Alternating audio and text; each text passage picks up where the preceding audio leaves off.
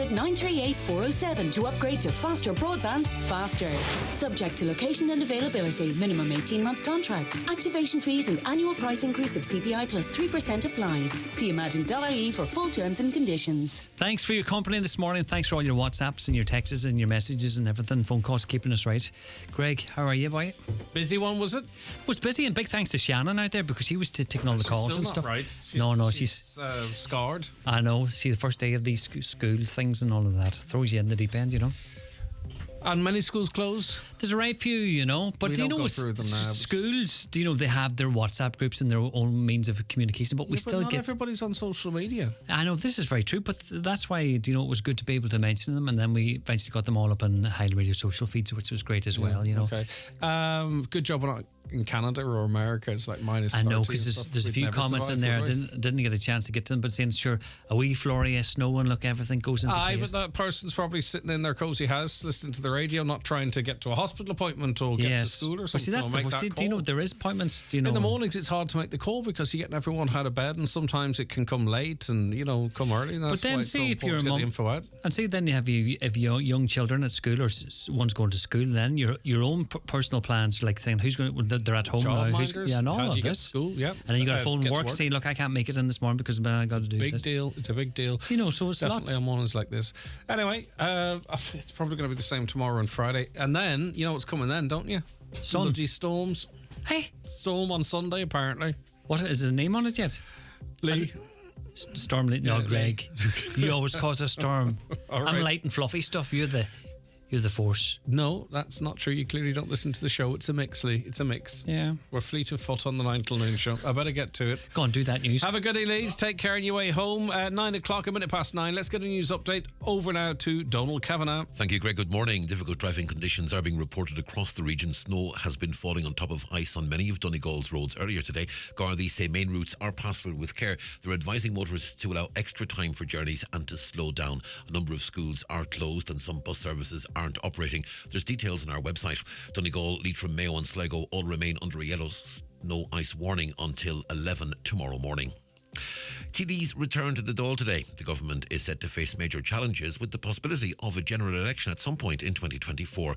With more, here's Andrew Louth. As has become the case on a regular basis, health and housing is expected to feature prominently in Dáil proceedings this term. The government will also come under pressure for its immigration policies, with proposed accommodation centres being burnt out, along with recent protests in Roscrea and Tipperary. There's also the matter of 2 referendums taking place in March based around care and the family, with both proposals being debated this afternoon. It's also possible that with a general election rumoured for later this year, that there is very much an element of the government running out of time to complete its body of work.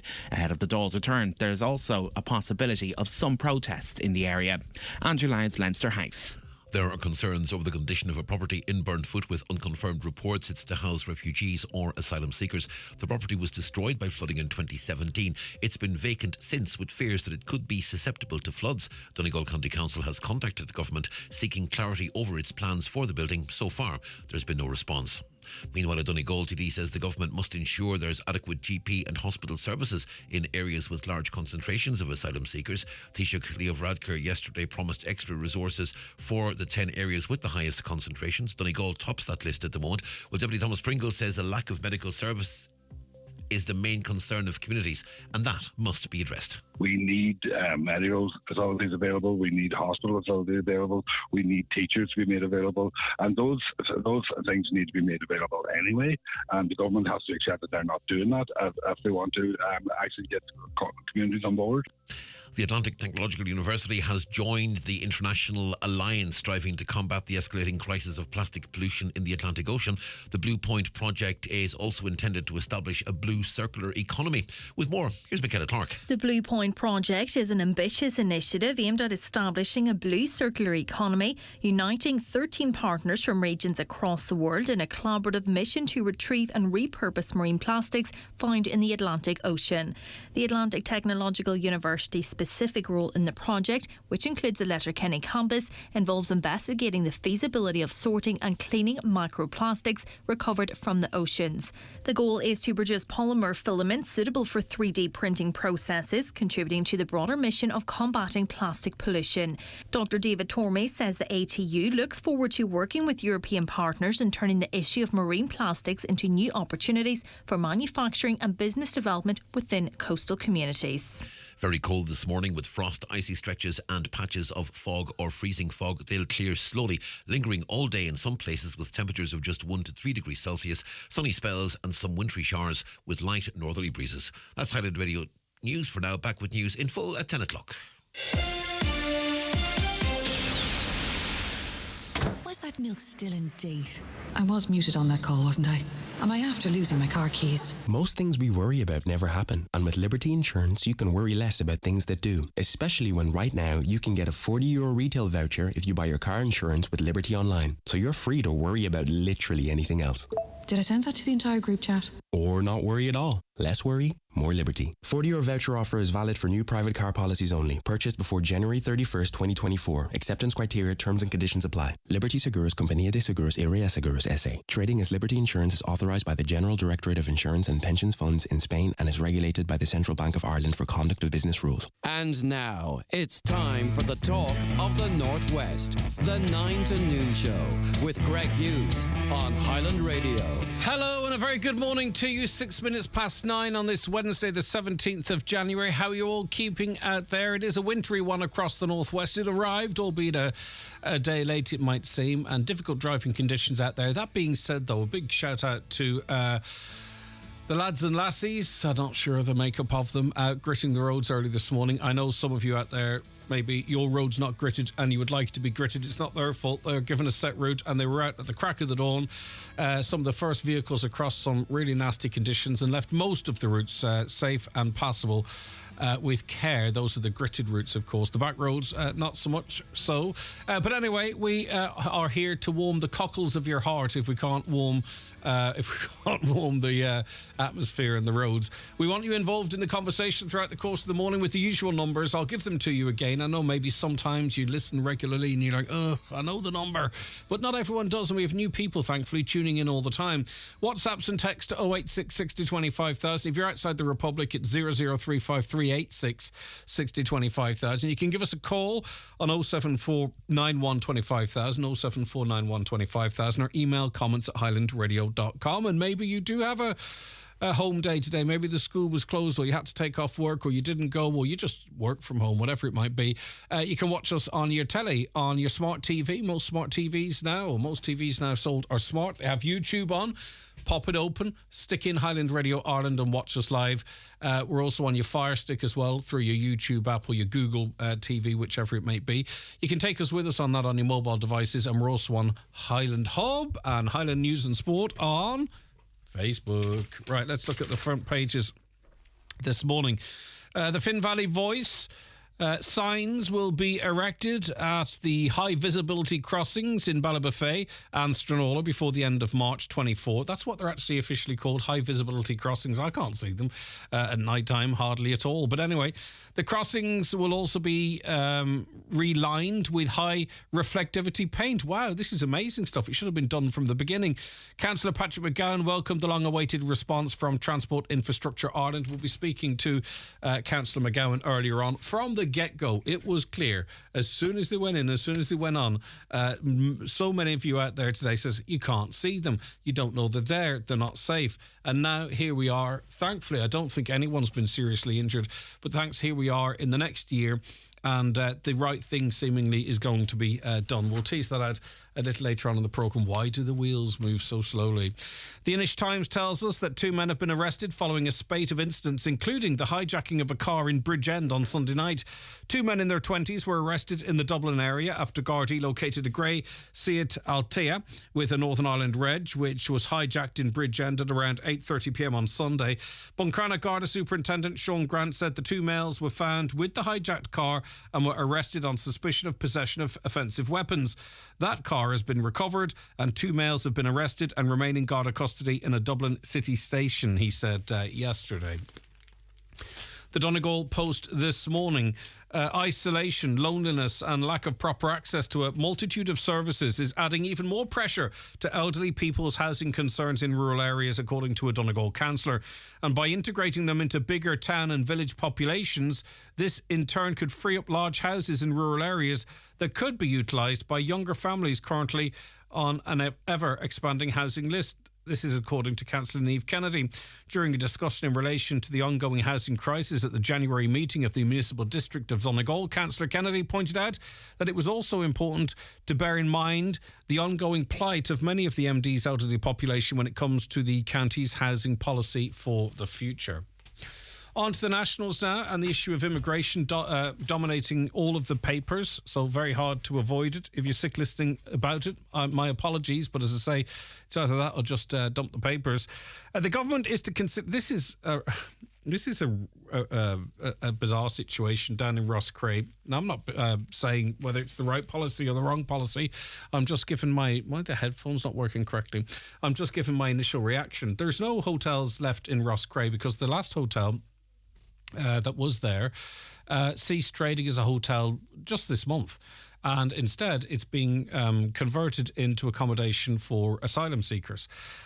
Now, the government has decided to buy another hotel. The government's getting into the hotel business. It's going to buy another hotel in Rosscray that's derelict or hasn't been in operational for a while, do it up and run it as a community hotel. So the hotel that was there has been taken over by the government, and now they're going to... which I don't know how it works. I presume they're just going to put it over onto the council, North Tip Council. They're going to take over a rundown hotel, do that up, and provide a community hotel for the Rosscray area. I've never heard the likes of it before. I don't know if it's right or wrong, but it's just random. Well, the government is to consider buying a hotel in Rosscray for use as a community, for use in community functions after local protests over asylum seekers being housed in another hotel in the Tipperary town. Fianna Fáil TD Jackie Cahill said he had received buy-in for the proposal from government leaders after he had a meeting with Integration Minister Roderick O'Gorman. The Taoiseach and Taoiseach have said they are open to examining what funds could be used. The Taoiseach and the Taoiseach have said they are open to examining would funds could be used to buy Grant's Hotel in the centre of the town to run as a community facility for functions, Mr Cahill said. He said buying the hotel, which is for sale and currently not in use, could help appease local anxiety over asylum seekers being moved into the Racket Hall Inn Hotel. Now, I presume a lot of the anxieties are to do with the availability of services, dental, GP, hospital, jobs and what have you. But the plan is to buy another hotel, do it up, and the government would sort of be running a hotel for the community. Yet they've taken over the hotel that was functioning as a hotel and used it for asylum seekers. As I say, maybe it's the best idea in the world. It just feels a little bit like... not a joke, but a strange way of approaching things. The Irish Times tells us that 10 areas in Ireland, presumably Donegal, under the most pressure due to the arrival of refugees and asylum seekers, will be provided with a special package of supports that could see extra resources given for health, education and policing. Now, this is to be welcomed, I presume. Donegal, what this package would be, how it would be administered, who's going to administer it, what would these extra resources in health, education and policing look like? There are those who might say, look, we have one child and adolescent counselling service in Donegal that's set to close unless something changes very quickly. That is set to close in the next month or so. Can we have faith that we are actually going to receive, if that can't be funded, are we going to have faith that a package of supports will come to Donegal for extra resources such as health, education and policing? How does that look? What does extra money for policing look like? Does that mean more guards are coming here? What does extra money for education look like? Is that another school, more teachers? What in terms of health, more money? Are they going to pay what's currently there more money, or how are they going to attract more GPs? And again, I'd be very interested to see how this actually works in reality. Amid concern within government about the increasing number of protests outside buildings due to be used to accommodate asylum seekers and refugees, all government departments have been asked to compile a list of what extra supports could be given to the 10 districts with the highest number of refugees and asylum seekers arrivals. The work is being led by the Department of Taoiseach and is at a very, very early stage, with ministers discussing the plans at a cabinet meeting yesterday. Again, I can't see how this doesn't look like a problem that chucking money at would fix, because I think the solutions are more long term. So also we'll be very interested to see how that will progress. Last story in relation to this. It's on the front page of the Irish Daily Mail. The government fears a revolt by county councils over the country's immigration policy, that it could become contagious ahead of the forthcoming local elections. It is going to become contagious or divisive or the top topic. There's no doubt about that. This after Mayo County Council passed a motion yesterday calling on its staff to cease working with Minister Roderick O'Gorman's Department of Integration until an agreed strategy is put in place on housing refugees. Now, it is a motion that is passed, which sends out its own message, whether you agree with it or not. The stuff that they're talking about are executive functions, so it's up to the executive of the council. So some might say or feel that maybe these councillors have chucked the executive under the bus, really, because they're going to have to go against the will of the council and the people to continue to engage with Minister Roderick O'Gorman. But anyway, it's probably not the first. Certainly it is the first, but not the last time we're going to see such motions, I would say. I would be interested to see who might propose that up here. Although non-binding, the motion passed unanimously with the support of Fine Gael and Fianna Fáil councillors and is designed to protest the government's handling of the issue. The Irish Daily Mail understands that similar motions are being considered by county councils in Kerry, Galway and Donegal. So if you are you the local authority member? Apparently there is one in Donegal that's going to be proposing this motion or would support such a motion. Let us know. We'd love to speak to you. As I say, I'm just running through the councillors in my head, and I'm just, it's very hard on the hoof, but do you know the councillor that is likely to make that proposal? I wonder would it pass up here. On to the international stage now. The Irish Daily Star. Iran and America are edging towards open warfare as the Middle East crisis threatens to explode into all-out conflict between East and West, intelligence experts warned, as if things aren't bad enough. Tehran's Monday missile attack on Iraq, which came close to hitting US consulate buildings, has put Iran and the United States inching closer to open warfare. And it claims Tehran's support for terror proxies in the Middle East has led to it blocking US efforts to stop Israel's war on Hamas from exploding into a wider conflict. And more so than Iran has proxies, the West has proxies as well, of course. So whether they fight directly, certainly often they fight indirectly. More sports could be available on free-to-air channels. This according to the Irish Daily Mirror. Top sporting events could be made mandatory free-to-air as part of a new review. The GEA Provincial Finals, All-Ireland Quarter-Finals and All-Ireland Semis, the new UEFA National League and all Six Nations games are among 14 sporting events which may be in the running. Thomas de Micheál Martin said the review of the list of free-to-air events provides an opportunity to ensure that our most memorable sporting moments are retained on national TV for the people of Ireland to view together on an equal basis. And also, Micheál Martin has been commenting on proposals to change Páirc Uí Chaoimh to SuperValu Páirc. He said he wouldn't be in favour of that. It turns out it's not going to happen in the short term anyway. Those plans seem to have been put on hold. But it's just kind of interesting sometimes, I think, and this is not anti-Micheál Martin or anti-anyone for that matter, just an observation that, you know, still really struggling to get any commentary as it relates to the potential of us losing our child and adolescent council services, yet people opine and have commentary on a football ground getting a different name. It's just interesting. And as I say, we're continuing to try and get answers in relation to that issue I've just referenced. And finally, moobs, man boobs.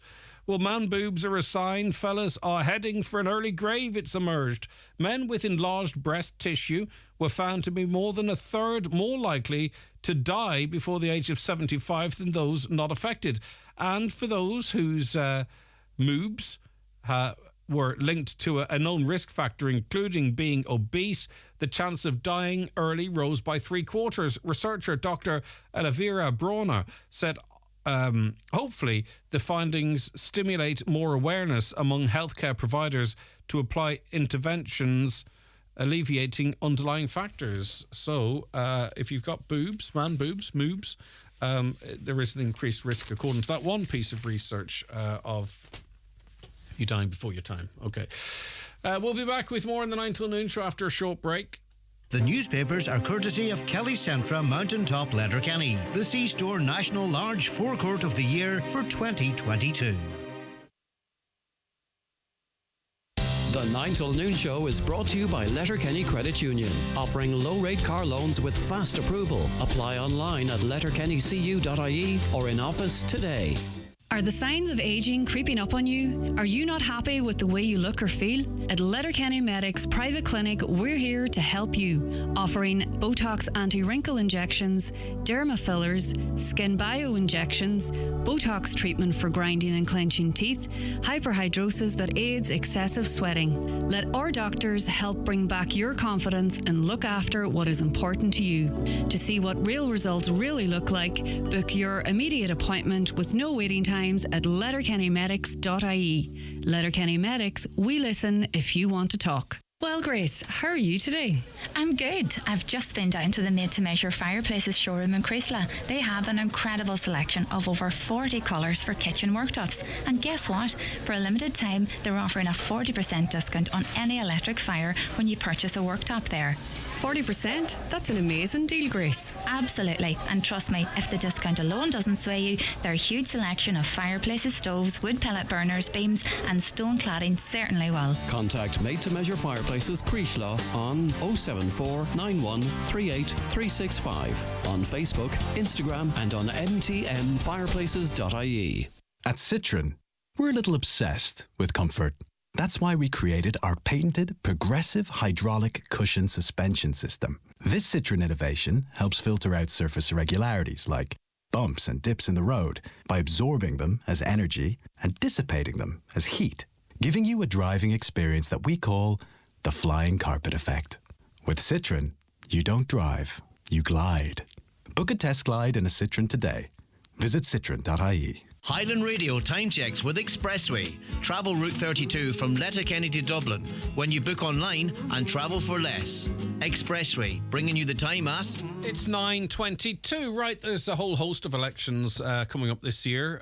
Referendi, European elections, Gaeltacht elections, local elections. There could even be a general election. And one of the familiar sights around election times are election posters. They pop up all over the place. And some would see them as a critical way of getting your face out there. Others see them as pure litter. Then there's issues with them coming down, when they come down, the old plastic ties that can end up lying around the place and the impact they have on the environment. So we thought we'd have a wee chat about that maybe in 2024. Is it time with Facebook, X and everything else to go digital and do away with the old school posters on the polls and what have you? A few guests to talk about this. Michael McLaughlin, Branch Secretary of the Donegal Labour Party, is with us. Good morning to you, Michael. Good morning, Greg. How are you doing? I'm doing fantastic, Michael. Okay, so what's your position in relation to election posters? My position is a personal one. I think that the day has come for them. When we look at the environmental impact and the plastic that they're made of in a world where we're talking about cutting down our plastic use, I think it's time for them to go. The only way it works, though, is if they all go. You know what I mean? It would be like, you can't expect a Labour Party or Fianna Fáil or Fine Gael on their own to take a stand and do that, because it would leave their candidates at a disadvantage, arguably. So this would be something that would have to be agreed, would it not? You know, across the political spectrum. I think, yes, in answer to your question, it potentially does leave candidates at a disadvantage. I mean, there's lots of talk and study around it that it leaves new and unknown candidates, and I suppose potentially I could have some skin in the game in that one. I've let my name go forward to the selection convention. Good stuff. And with that, I have decided that I will not be using election posters should I be selected to contest the local election, regardless of whether it's going to leave me at a disadvantage or not.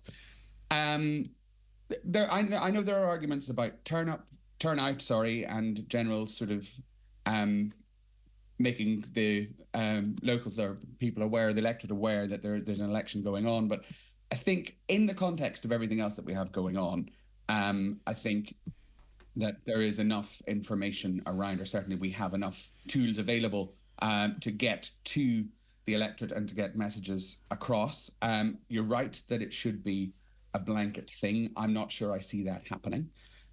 So then you have to come into the notion of personal choice. But what we do have from time to time is areas that will say, look, we've a very active Tidy Towns area. We're asking you not to put up posters within, I think it's town boundaries sometimes is the terminology that's used. And then what happens is the politicians have to respect that because there becomes sort of a toxicity to ignoring it. So we do see banning or sort of compliance on a local level from time to time. I think there are something like 150 areas in Ireland that have them banned. And I know that the larger cities, so Dublin, Galway, Cork, all have them. I mean, I was reading a study that said there was a 3% less turnout in some areas of Cork at the last election because of a lack of posters. That came with a caveat that it's a very small study and hard to know. But yeah, those areas do exist. I think that the amount of election posters, and you think of how busy this year is going to be in terms of elections, I think we could be potentially looking at quite a number, and I think that that's not necessarily something that I want to be looking at personally. No, and then we see them. Sometimes they're too low, sometimes they're hanging off, they're defaced. I would imagine particularly given the sort of atmosphere we're in this country, there could be a lot of defacing of posters. They're going to have to be placed up very high. I just think we're advancing politically. I don't have a view on whether this should be up or down or not. Doesn't put me up or down, but I can see the arguments both one way or other. Brendan Byrne, of course, a former elected representative, joins us on the programme now. Good morning, Brendan. Good morning, Greg. Great to have you on the show. What is your view, Brendan? You would take a different position, would you, to Michael? Well, in fairness, I think postering is part of the fabric of Irish electioneering since the foundation of the state. That being said, the importance of postering has changed over the last 30 to 40 years particularly, but it's a more complex issue than just banning them. It's not black and white. I think in fairness, for new candidates particularly, for smaller parties and for independents, if we ban postering, we're putting it at a non-fair disadvantage and it's disproportionate. There is a role, particularly in local elections and indeed in European elections, for postering because the connectivity between new candidates and the electorate depends more on the visual presence of them in the election period. So I think to put a blanket ban on postering would be completely unfair to new entrants into elections and the new candidates. I think we're conflating the argument here. Is there an argument about the level of postering or the location of postering as opposed to postering itself? But I would be very clear, if you ban postering, it's a major advantage to the larger parties, to the better known candidates, and to the sitting candidates, and that can't be tolerated in a democracy. Well, we have Michael McLaughlin here. He's the branch secretary of the Labour Party. He's put himself forward for nomination, and we wish him success in that regard. He's from a smaller party, a very small footprint, it has to be said, in Donegal at this time. A first-time candidate, Michael, if I'm correct, is that correct, right? Yeah. And he himself is choosing to say, I'm going to take a moral stance here, and I'm not going to put up posters. So your argument is being counter-argued by one of the very people that you say might benefit most from postering, if that makes sense, Brendan. Yeah, and I have listened closely to what Michael has said, and it is an honourable position. He's taken the position that he's not going to put up posters. I personally think that's unwise. Someone that has commented on elections like myself for the last 25 years, particularly in a local election where your name recognition is critical, the face recognition is critical over that short period of electioneering. And I have seen in my lifetime many candidates take a similar view, and after the election, post-election, they regretted it. You have a very short window of opportunity to sell yourself to the electorate, and face recognition, name recognition is critical in that in a local election. I mean, obviously, Michael, we'd all respect what Brendan's saying, but I mean, there are ways to counteract that. You might say, right, okay, but I'm going to go absolutely nuts on social media and try and get in every newspaper and get on Highland Radio and what have you, and I'll try and offset the valid point that Brendan's making in a modern era in a modern way. I'm not putting words in your mouth, just asking. No. Well, I think that's more or less what I said earlier, but there's a second point to that as well, that as a candidate for a smaller party, we don't have the budget to plaster a town in posters anyway. So regardless of whether I said I was going to do it or not, I'd still be at a disadvantage because I'm not going to be able to put up the same number of posters as other parties regardless. Do you think that we're going to see more defacing of posters, more sort of damage to posters in these elections, Brendan, than we might have seen in the past? Because some people who are opposed to government parties or opposition parties and their position on certain issues might see it as a way of protest. Look, since the foundation of the state, we've had defacing of poster, and I suppose it's part of the semantics around electioneering. Look, it happens at every election. Is it more common now than previous? Possibly it is, but look, it's part and parcel of electioneering. I think there's another critical point that we need to make about postering. Postering actually is a very strong employer, and if you look around Letterkenny, there's 2 to 3 companies that depend on elections for postering and the manufacture posters. So there's an employment element to it as well. And in terms of plastering towns with posters, I think that day is long gone. We have restrictions under the 2001 Election Act on election spending and such things as that. So I think that's a null point, to be fair. Yeah, but I mean, where the positioning of posters is very, very important. I've seen, Brendan, members of the same party, candidates of the same party in fisticuffs. In literal fisticuffs, arguing about. Isn't that great to see? Arguing about getting such passion. Arguing about getting a poster at a certain junction. We don't want to see that. Isn't it great to see such passion that posters can instill that degree of vibrancy in an election? And that's what's needed, particularly at a time when participation in election is declining. Do you know what would be interesting, though, Michael, and it could be used throughout the course of the year, is, say, for instance, in your approach to Letterkenny or your Ballybofey or Buncrana or wherever it might be, if we had a digital poster, right, one digital poster with all the candidates on it, that it sort of could rotate amongst them. You know what I mean? That would be the compromise. You get all the eyes when people are sitting in traffic or whatever. It scrolls through. You know, I mean, this is real modern stuff I'm talking here. It will never happen, Michael, but, you know, that could be a compromise here. Brendan's probably listening going, that fella's lost the plot here. But listen. No, strangely enough, that actually happens in some European... Given the status of traffic on the way into Letterkenny, I think we can get through as many candidates as we'd want to. I think that there are many options that we could explore and look at. I think, you know, the notion of technology is a resource that's underutilized at the moment in electioneering, I think. Yeah. In relation to the environmental argument, some say, Michael, some are saying, look, some of them are made from recyclable materials and they're often reused and what have you. But listen, that's your stance and that's the point you'll be able to make on the doorstep, and it'll probably, you know, resonate with people. So there are advantages and disadvantages. You were saying the digital poster is already employed, so there's no point me going on Dragon's Den, Brendan. That's already happening elsewhere, is it? It happens in Europe. Look, there's this misnomer that Ireland's the last country in the world with postering. That's not factual. I've travelled many countries at election time, and postering is very central in Spain and in Italy. I've seen in Belgium recently, they have electronic posters just like what you would outline. It's in the urban areas and they flip from one candidate to the other. I'd be a bit fearful of that because obviously there would be a cost. Companies provide that service. Yeah. So in terms of where we are as a country, we have a liberal enough law on postering governed by the 2001 Act. There's issues in terms of where you can put posters in terms of safety of traffic, of pedestrians. And within that also, in that Act, you have to remove your posters within 7 days or you suffer the fine of €150 per poster.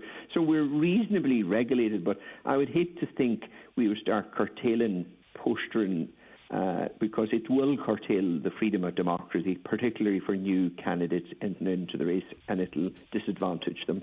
And we can't countenance that. We're an open democracy. Charlie says candidates should have their posters in the shape of a dartboard. I'm not sure if that would be very useful. Brendan, your approach is kind of interesting in that you would say, and Michael will make up his own mind, but some people have thought they're doing the right thing and then regretted it because afterwards the disadvantage was clear to them. Yes, not everyone is an election hack like myself or yourself. It's amazing when an election is called, the number within our communities that don't actually know an election is called. It's amazing the number of people that don't actually know who the candidates are until they see a face on a poster at their end of their drive or at the end of their road. So postering still has a role to play. I'm not for 1 minute suggesting that it's a significant role as it was 40 years ago, but it's still a role in the participation in democracy, and therefore it should be defended. Okay, listen, brilliant stuff. Thank you very much indeed, Brendan. And finally, Michael, things are changing all of the while. And since the last election, there's been huge advances in terms of social media and different ways of reaching people. I mean, TikTok was barely a thing during the last elections. We have now celebrities that are founded totally on places like TikTok and Instagram and what have you, so we certainly can reach people in different ways. Okay. And I suppose the other thing I would say is you have a choice in that. You don't have a choice about looking at a poster if you're driving or walking along the road, but you do have a choice whether you open something or whether it's sent to you or not. Yeah, exactly. And listen, we don't know what the right or wrong is, and everyone can make their own decisions. And in the wider scale of things, it's not the most significant point, but it will be a topic over the next couple of months. Thank you very much, Michael. Appreciate your time as well. All right, that's Michael McLaughlin, a prospective Labour candidate. He's the branch secretary of the Donegal Labour Party. And we also heard from former councillor Brendan Byrne, who is clearly of the view that you might be at a disadvantage if you didn't erect signage for the reasons he outlined.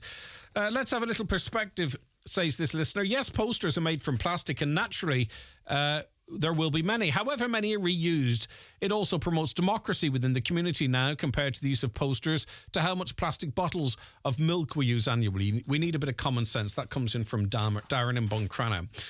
You could always make the posters out of biodegradable material, says the listener. Another, will the Green Party use election posters? I can't recall what the Green Party policy is in relation to that. And on it goes. All right, have you a view on it? As I say, it's not earth-shattering, but still, it's a little distraction from some of the more serious issues. And we'll be discussing those and other things as the morning wears on. John on Facebook, before just go to this break, says Donegal County Council actually ban them. But we do see, I wonder, any towns out there, any Tidy Towns committees out there taking a position on this early in the year? If you are, let us know. 086 60 25,000. Watch the show live now on YouTube, Facebook and at highlandradio.com. The 9 till noon show with Letterkenny Credit Union. Simplify your debts with a debt consolidation loan from Letterkenny Credit Union. Call us on 074 910 2126 or apply online via our app or in office today. Hello, you're through to Emily. Hello, I'd like to organise my brown bin service, please. No problem. What's your address? You know the lane just after Carty Park? Yeah, about 5 miles down that. Sure. From January 2024, every household in Ireland will be entitled to a brown bin service. Wherever you live, you can organise yours by contacting your current waste collector. Visit mywaste.ie to learn more, because you're never too remote to recycle. Brought to you by the Government of Ireland. Are you a car mechanic interested in learning about electric vehicles? Northwest Regional College is delivering a 15-week course which will provide learners with a Level 4 UK or Level 6 Irish electric vehicle qualification. This cross-border programme is funded by the Department for the Economy in partnership with ATU, NWRC and the Northwest Tertiary Education Cluster. Applications close on the 19th of January at noon. Visit nwrc.ac.uk to find out more. It's the sale of the century at Milford Tiles. Unbelievable deals now on. 20% off all tiles and bathware in store. Free standard underlay with all wooden floors. Fitters and delivery service available. That's Milford Tiles. Big January sale now on. Call 083 091 0707. Join me, Marty Friel, every Friday night from 8 for Rockin' Hits on Highland Radio in association with Arena 7, where you can enjoy dinner and drinks in the Woodbury Grill Bar and Restaurant before bowling in Arena 7's state-of-the-art lanes. See arena7.ie. Harkin Fireplaces in Lifford is lighting up the new year with their massive January yard sale. Discover an impressive selection of fireplaces, stoves, electric fires, gas fires and elegant kitchen worktops, all on sale. Don't miss out on your perfect fireplace or kitchen worktop at an unbelievable price. Harkin Fireplaces' massive yard sale is now on. If you have a job to do over the weekend, Watson Hire have a brilliant weekend hire deal available. Get any item on Friday, keep it until Monday, and only pay for 1 day's hire. That's 3 days hire on any equipment or machinery for the price of one. So there's no excuse to get the job sorted. To book, call Watson Hire in Letterkenny on 9167777. Right, okay. There is an event coming up in Buncrana on the 25th of February. It's a night with the stars, and it's in St Mary's Hall in Buncrana, and it's a fitting venue for it because it is about putting some money into St Mary's Hall. We're joined by Maureen Tully, who's director of A Night with the Stars, which, as I say, is on in St Mary's Hall, Buncrana, 25th of February. Good morning, Maureen. Good morning, Greg. Right, before we talk about the show, what work it needs doing, or what will the funding from this go towards?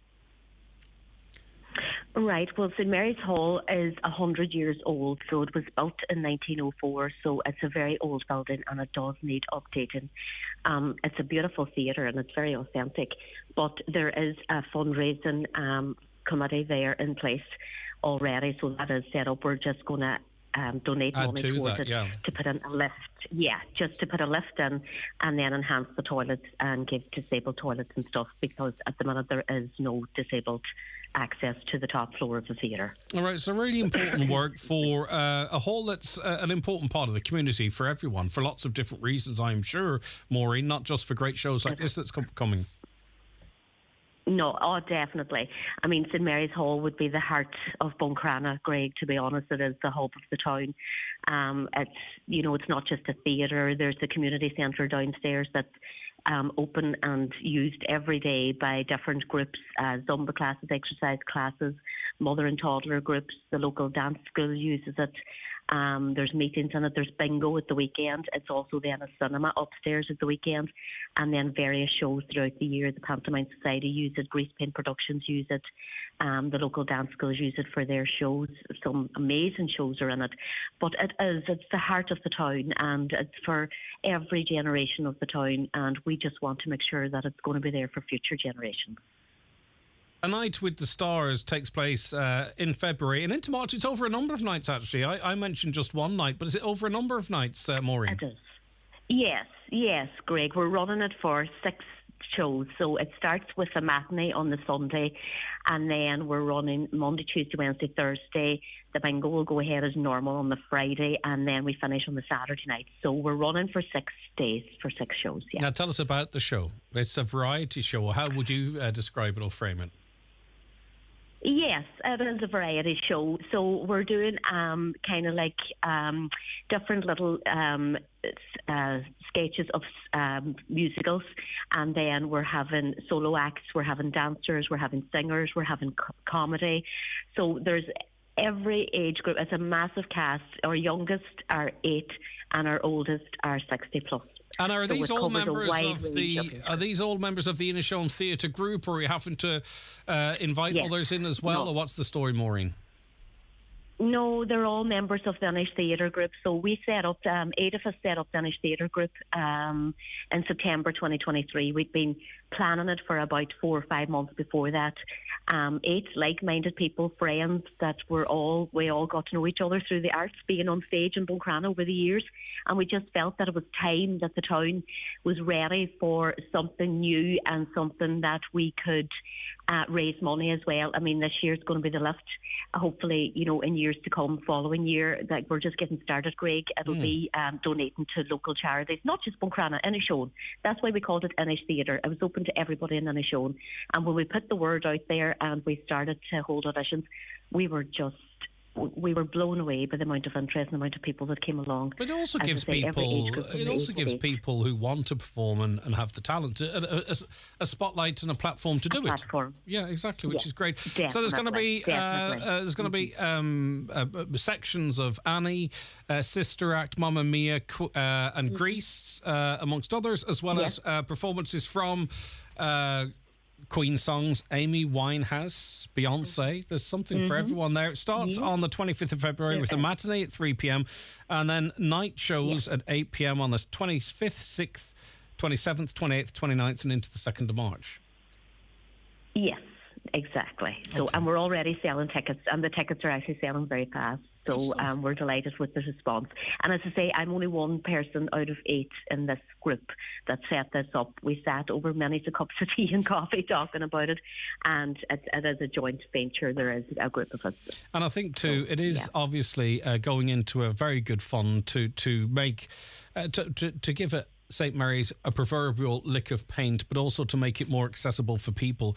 But also there's a great deal of time and effort goes into this too, so it's in supporting that as well and getting entertained in the process, isn't it, Maureen? Because a lot of people are dedicating an awful lot of time to this week of shows. They are. They are a lot of time voluntary, and you know what you see on the stage is amazing, but the backstage team that it takes as well, and people off the stage that are coming offering their services, it's a great community, thing as well, and it shows great community spirit. Right. So where can people get tickets? There's a box office number. Are they physically available for people in and around the area? And I'll mention the number, but just in any physical outlets. Or are you just going completely of by phone? No, Monday to Friday at the minute, 6 p.m. to 8 p.m. over the phone, and people can pay over the phone as well or pay online, and then they can collect the tickets on a Wednesday or Thursday evening at the church hall from 7 p.m. to 9 p.m. On a Sunday between 2 and 6 in St. Mary's Hall.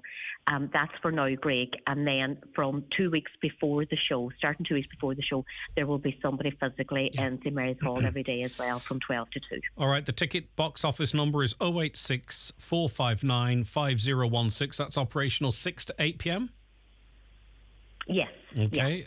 We'll retain that number here for anyone that wants it, because they might know our number off the top of the head, off the top of their heads. Okay, we'll chat again and maybe get a performance from someone a little closer to the time, Maureen. But for now, an early reminder. Thank you very much for your time. Thanks a million, Bye Greg. bye. Thank Take you. care. Bye bye, Maureen. The 9 till Noon Show is brought to you by Letterkenny Credit Union. Digital loans now available. Apply online or via our app today and get your loan transferred directly to your current account. If you're having trouble with online banking or checking emails and just don't feel confident doing things online, you're not alone. Sign up for a digital skills course at your local education and training board. You'll find the support and skills you need to become more independent online. Free text LEARN to 550 or visit adultliteracyforlife.ie to find a free course near you. Supported by the Government of Ireland, Solace and the European Union. Oh, Kira, congratulations. Look at her tiny fingers. She's beautiful, just like her mammy. Oh, thank you. Have you got a name yet? Well, we're thinking... She's going to call her Brooklyn. Brooklyn, Massachusetts, Phoenix, Arizona. Your vote is your voice, so if you don't speak up, someone else is deciding for you. Baltimore, Kentucky, Murphy O'Neill. Who's that? Hospital porter. Just back from his American road trip. Make sure you're registered to vote. Go to checktheregister.ie and be a voter, so that it's your voice that's heard. From Comisiún Tábhachtán, Ireland's Independent Electoral Commission. Oh, Brookie Massachusetts, come to Auntie Hannah. iMotors are your main Nissan dealership in the Northwest, a trusted Japanese brand for generations. Contact iMotors to find out why people who make the move to Nissan never change. To check out our 2-for-1 offers, visit imotors.ie. Connect Hearing is open for free hearing tests. Our audiologist is available Monday to Friday for wax removal services at our Letterkenny Clinic in the Courtyard Shopping Centre. We also offer a home visit for those who aren't able to visit us. Our hearing is our social sense. Are you finding hearing more of a challenge? Call Ursula today on 07491 13296 to make an appointment. Good hearing helps us to connect to our family, friends and loved ones. Connect Hearing, connecting you to life. Highland Radio weather updates brought to you by Grant. Building a new home? Choose Grant's A++ rated Airona air-to-water heat pump and Uflex underfloor heating. Visit grant.ie. So very cold this morning with frost, icy stretches and patches of fog or freezing fog. They'll be clearing very slowly but may linger all day in some places. Temperatures today no higher than 1 to 3 degrees. Sunny spells and some wintry showers with light northerly breezes. OK, we're joined on the programme now by Councillor Patrick McGowan. Good morning, Patrick. Thanks for your time.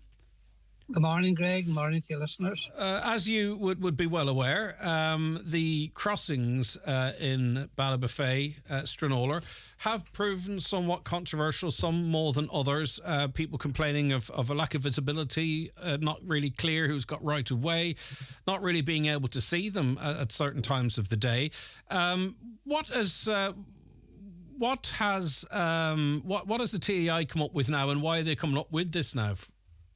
Yeah, well, look, since they have been on there now about a year and a half, as you say, there's been quite a bit of controversy about it, and public reaction has been very, very, very negative. Now, some people are saying they're great. You have now locations that you can cross this extremely busy road safely. And by the way, it's not in the daytime when you have the big, long traffic jams. It's in the afternoon, the evenings. People are just flying through the town. So there's quite a few residents living in the town, and visitors and shoppers trying to cross the road. So there was a need for some kind of an action. Anyway, nobody knew about this. It just landed on top of us. There was no consultations with us locally. They were put on, and as I say, as they're called, high visibility crossings, and they couldn't be any further from that. You're literally on top of them or even past them before you realise. So we have been lobbying now since the last year and a half. Now, I've just checked again recently there with the TII and the council. There's been nobody's been knocked down at these crossings. There has been a number of incidents near hand or between the crossings, because unfortunately, even with the crossings, people are still crossing the road, even looking at their phones, walking across, and there's near accidents and accidents. But nevertheless, that's still not what these were about. But eventually now, what they've said is short term, they are going to put up the signs. We have the signs in the council office that were ordered a long time ago. But this is the TII basically is dictating that. The council can only do what they're told. So I think the most controversial one is the one at the Bank of Ireland there at that junction. Yes. I try and let people across. You stop on one side of the box, and then someone pulls out of the car park, and someone's coming in from the Glenties Road. It's just an absolute nightmare. It seems to be there's some provision for moving it from there. Well, to say the short term is to put up the signs immediately and to redo all the zebra markings that are on the road. The long term now, they're going to go out to redesign, and they're also going to go to public consultation, which is very important. But in that plan is to move the one from Bank of Ireland further down into the town, and that's part of the plan. And also to the crossings that there are going to be redone. They're going to be raised up so that it can be quite obvious that you're coming on it or where to cross, and everything else will be quite visible when they're raised. And plus, which is a big bone of contention in Ballybofey and Stranola for years, particularly in the evenings, is the lighting. They're going to review the lighting, put up extra lightings, particularly near these crossings. But the first work's going to be done, we're told, Q1.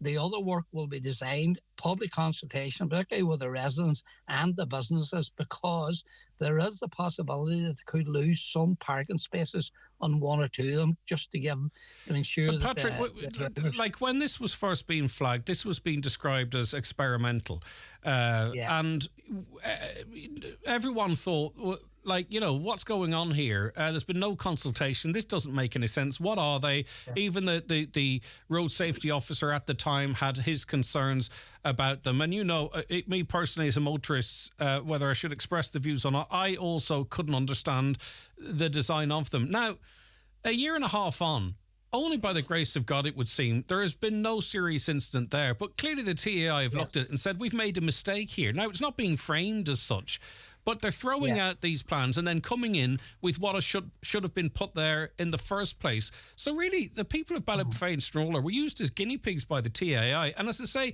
it's only pure luck that someone wasn't crippled or killed. Yeah, I agree. You could not see him. And I have spoken to several councillors from the south of the county there, Tom Connon and Barry and a few others, and they have told me too, they've been driving through and they just weren't fully aware. A lot of people, and to be honest with you, nobody at all was happy, considering that in Limerick and Dublin, where the other two pilot schemes were done, they actually put up signs, and they're actually on the outskirts of these cities and towns. Ours was in the town centre, and you simply could not see it. But look, I welcome the fact that nobody's been hurt. I welcome the fact that we're going to get some kind of crossings there, because as the minister himself said the last day and last Friday in Lifford, they have to start paying more attention to the people that are living in these towns as well. It's not all about town traffic, but in my opinion, yes, it was very, very badly handled. I've never known the TA or their previous name, the NRA, to bring in something like that, like so unexperimental and so. Well, so anyone who designed a crossing at effectively a 4-lane junction with yellow boxes on both sides of the crossing needs to have their work reviewed. And I don't mean we don't know who it is, and I don't think it's anyone from within the county, so I'm not having to go at any individual. But I think anyone who stuck one of these crossings at effectively a quadruple junction with yellow boxes on either side of it needs to have the work reviewed, I think, because from the get-go, that just didn't make sense. I agree, and times I talk to road engineers in the county, and they just raise the eyes as well too, because they're driving through these junctions and these crossings and kept. But the Bank Ireland one was as an obvious wrong, and that will be put right. We've told that definitely is going to be moved, but it's going to go out, because when you move it down now in front of other business, they're going to lose parking and that. So I don't want to preempt where it's going to go, but it is going to be moved. We're told it's definitely going to move, but why it was put there in the first place, I just don't know. I just can't. Just figures belief. I just do not understand it. So in the first instance, they're going to put signs up, and then, as you say, as the year progresses, they could be. They might have them raised, similar to what's in Letterkenny, I presume, but on the main street there, but with black and white crossings, or maybe they might leave them the same way as Letterkenny has. They'll actually use paint that lights up at night, which is a remarkable turn of events, to actually have paint that illuminates with people's lights. Fantastic idea. Well done, TAI. And other measures so people can actually see them. Lighting, the lighting's a big thing. I get complaints all the time, both within Balbafay and Star. The lights are so high, and when they change them from the orange glows to these white LED, there's a lot of black shadows in between the lights. And that's something, particularly at the crossings, they're going to review the lighting. That's been within the contact we got back. Look, I know our senior engineers here in Donegal have been up and down to the TE all year long trying to get this started. And as recently as just before Christmas. So this is the news coming back now. We've got to go ahead now to start making changes and consult with residents and so on. Okay, well, better late than never, I suppose. Thank you very much for your time, Patrick. I do appreciate you keeping us in the loop. All right, take care of yourself. That is Councillor. All right, bye-bye. That's Councillor Patrick McGowan there with an update on that situation. As I say, we're just lucky, I think, that someone wasn't seriously injured or killed there. And I wonder, is it completely the case that there was no collisions, no one hit by cars on those crossings? Let us know. 08660 25,000. Back after the news and the obituary notices. The 9 till noon show is brought to you by Letterkenny Credit Union, with monster loans available up to €60,000 for all occasions. Visit letterkennycu.ie. The big shop just got bigger with the Lidl XXL range. Get 25% extra free with Board B approved XXL skinny beef burgers, $3.79. Pick XXL Irish carrots with 33% extra free, $1.15. And 33% extra free with XXL frozen fruits, $2.99. Go on, shop without compromise. Go full Lidl today. LK Bikes now ready for Bike to Work 2024. Use your bike to work benefits for bikes and safety equipment, including e-bikes, up to the value of €1,500. Visit our showroom to explore a comprehensive selection of e-bikes, leisure bikes, road bikes and mountain bikes. Available for you to try out or shop online at lkbikes.com with free nationwide delivery. LK Bikes, Letterkenny. Hi, Paddy here at Shane Conley Cars in Donegal Town. Are you looking to upgrade your car? With Shane Conley Cars, you'll find makes and models for every budget. Great finance options, and we also accept trade-ins. Check out ShaneConleyCars.com or call in to us at Shane Conley Cars from Lonher Road, Donegal Town. If the medical experts get it wrong, everything changes. From misdiagnosis or delayed diagnosis to surgical injury or even poor treatment, all have physical, emotional and financial consequences. We're here to help. So if your treatment didn't go according to plan, speak to our experienced medical negligence team at McElhenney and Associates. Find us online or call 074 917 5989. McElhenney and Associates Solicitors, Stranorlar. In contentious business, a solicitor may not calculate fees or other charges as a percentage or proportion of any award or settlement. If you've been bereaved by suicide or know someone who has, HUG is the National Suicide Bereavement Charity. Join us on Saturday the 20th of January for a free information event in the Inishowen Gateway Hotel Buncrana. Expect coffee, cakes and compassionate conversations on understanding suicide grief and local supports available to adults. Doors open at 12 with the speaker at 12:30. Visit hugg.ie for more details. HUG. Hope and healing after suicide. Donegal County Council is inviting the public to get involved in developing the future plans for the old courthouse in Letterkenny as an exciting tourist attraction. Find out more and get involved by coming along to a drop-in event in the old courthouse building on Justice Walsh Road on Wednesday 17th of January, anytime between 2 p.m. and 8 p.m.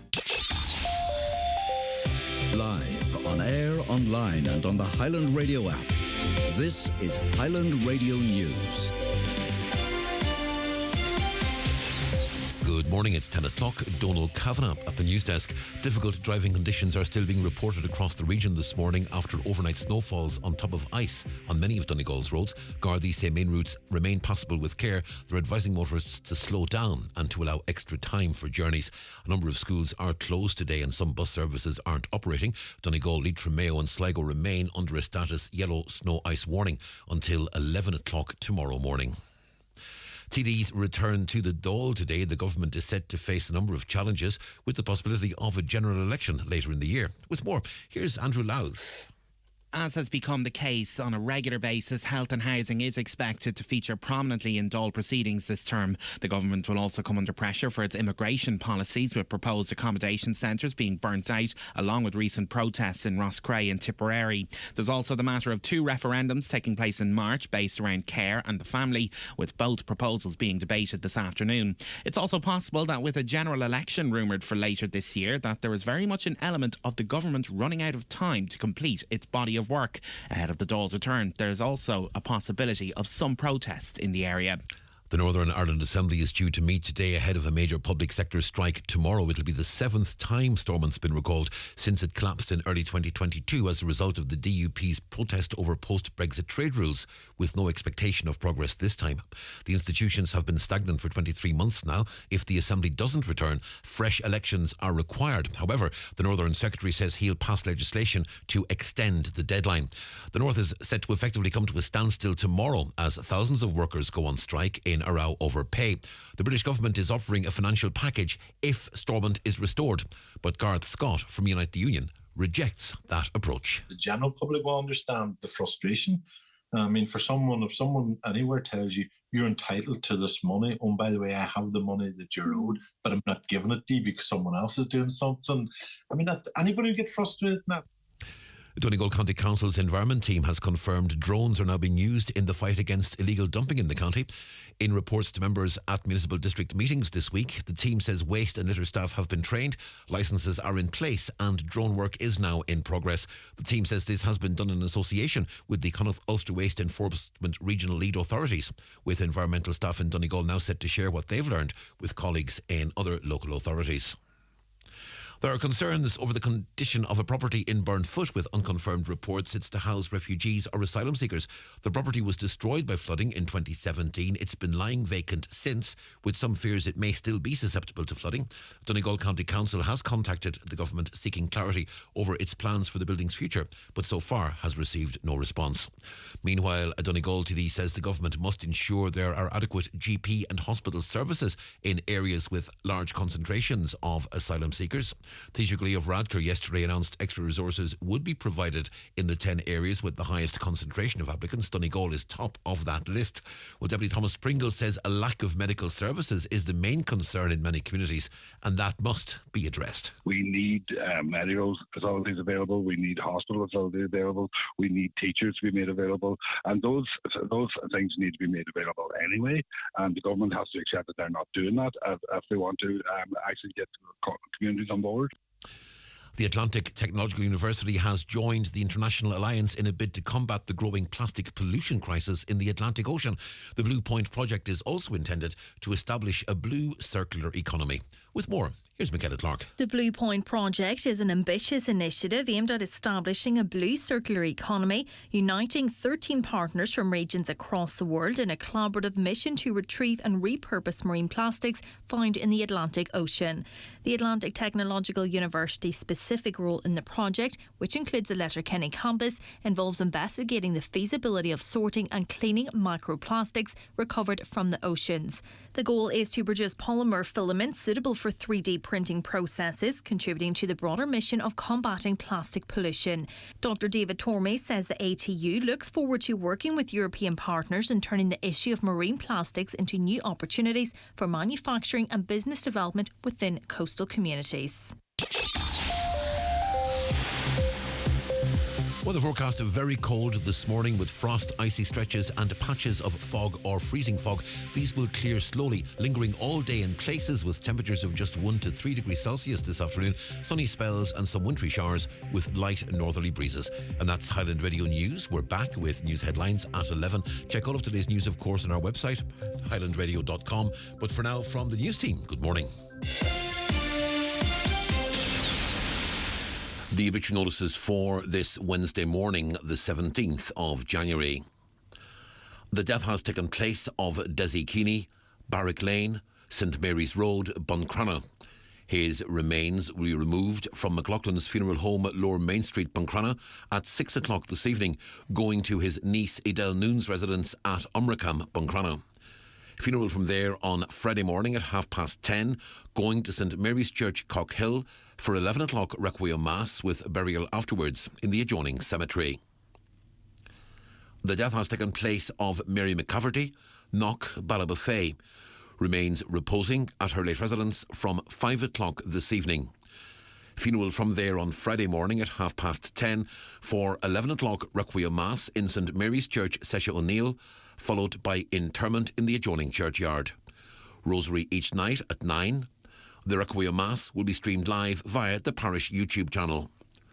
Donations in lieu of flowers, if desired, to the Donegal Hospice, care of any family member. The death has taken place of John Sandilands, the Lag, Milford. Remains reposing at his home. Funeral Mass tomorrow morning at 11 in St Peter's Church, Milford, with burial afterwards in Milford Cemetery. The funeral mass can be viewed live on churchservices.tv. Family time, please, from 10 o'clock tonight and before the funeral tomorrow. And the death has taken place of Ailish McAteer, Ormond Road, Rathmines, Dublin, formerly of Grannon Park, Buncrana. Requiem Mass will be held for Ailish in St Mary's Church, Cockhill, Buncrana, tomorrow morning at 11 o'clock, with burial afterwards in the adjoining graveyard. Family flowers only, please. Donations in lieu if desired to Buncrana Parish, care of any family member or McAteer Funeral Directors. The Requiem Mass can be viewed online at churchservices.tv. For family information and more details regarding wakes and funerals, please go to highlandradio.com.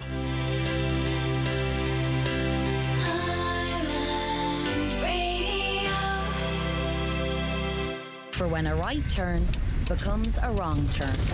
Get up to €70 off car insurance with An Post Insurance at anpostinsurance.ie or call us today. €70 or 20% discount will be applied, whichever is lower, subject to a minimum premium of €355 or €345, depending on policy underwriter. Applied consecutively for new customers only. Acceptance criteria, terms and conditions apply. One Direct Ireland Limited, trading as An Post Insurance, is regulated by the Central Bank of Ireland. One Direct Ireland Limited is a wholly owned subsidiary of An Post. Best price online. And now, IMRO's 2023 Best Local or Regional News Programme, the voice of the Northwest, the 9 till noon show with Greg Hughes. Yes, indeed. It's the award-winning, national award-winning 9 till noon show. Great to have you on board this morning. Thank you so much for all of your calls and comments and just being there, actually, because without you guys, we wouldn't be here. So thank you very much for choosing your number one station, Highland Radio. And that's what we are, a radio station. But also want to welcome the thousands of people that watch the 9 till noon show every day as well, or across the week. I want to say good morning to Annie, Marie, John, Charlie, Pedro watching us apparently from America, Cora, Patricia, Angela, and on and on and on. Thank you so very much indeed. Over 1 million live minutes are watched of this programme across social media every single month. 1 million live minutes. Isn't that remarkable? So we really appreciate all of your support, and more of you now watching on your big screen as well, which is great. Why watch them rowing over English matters or whatever else be's on in the mornings when you can sit and hear and watch your local stuff.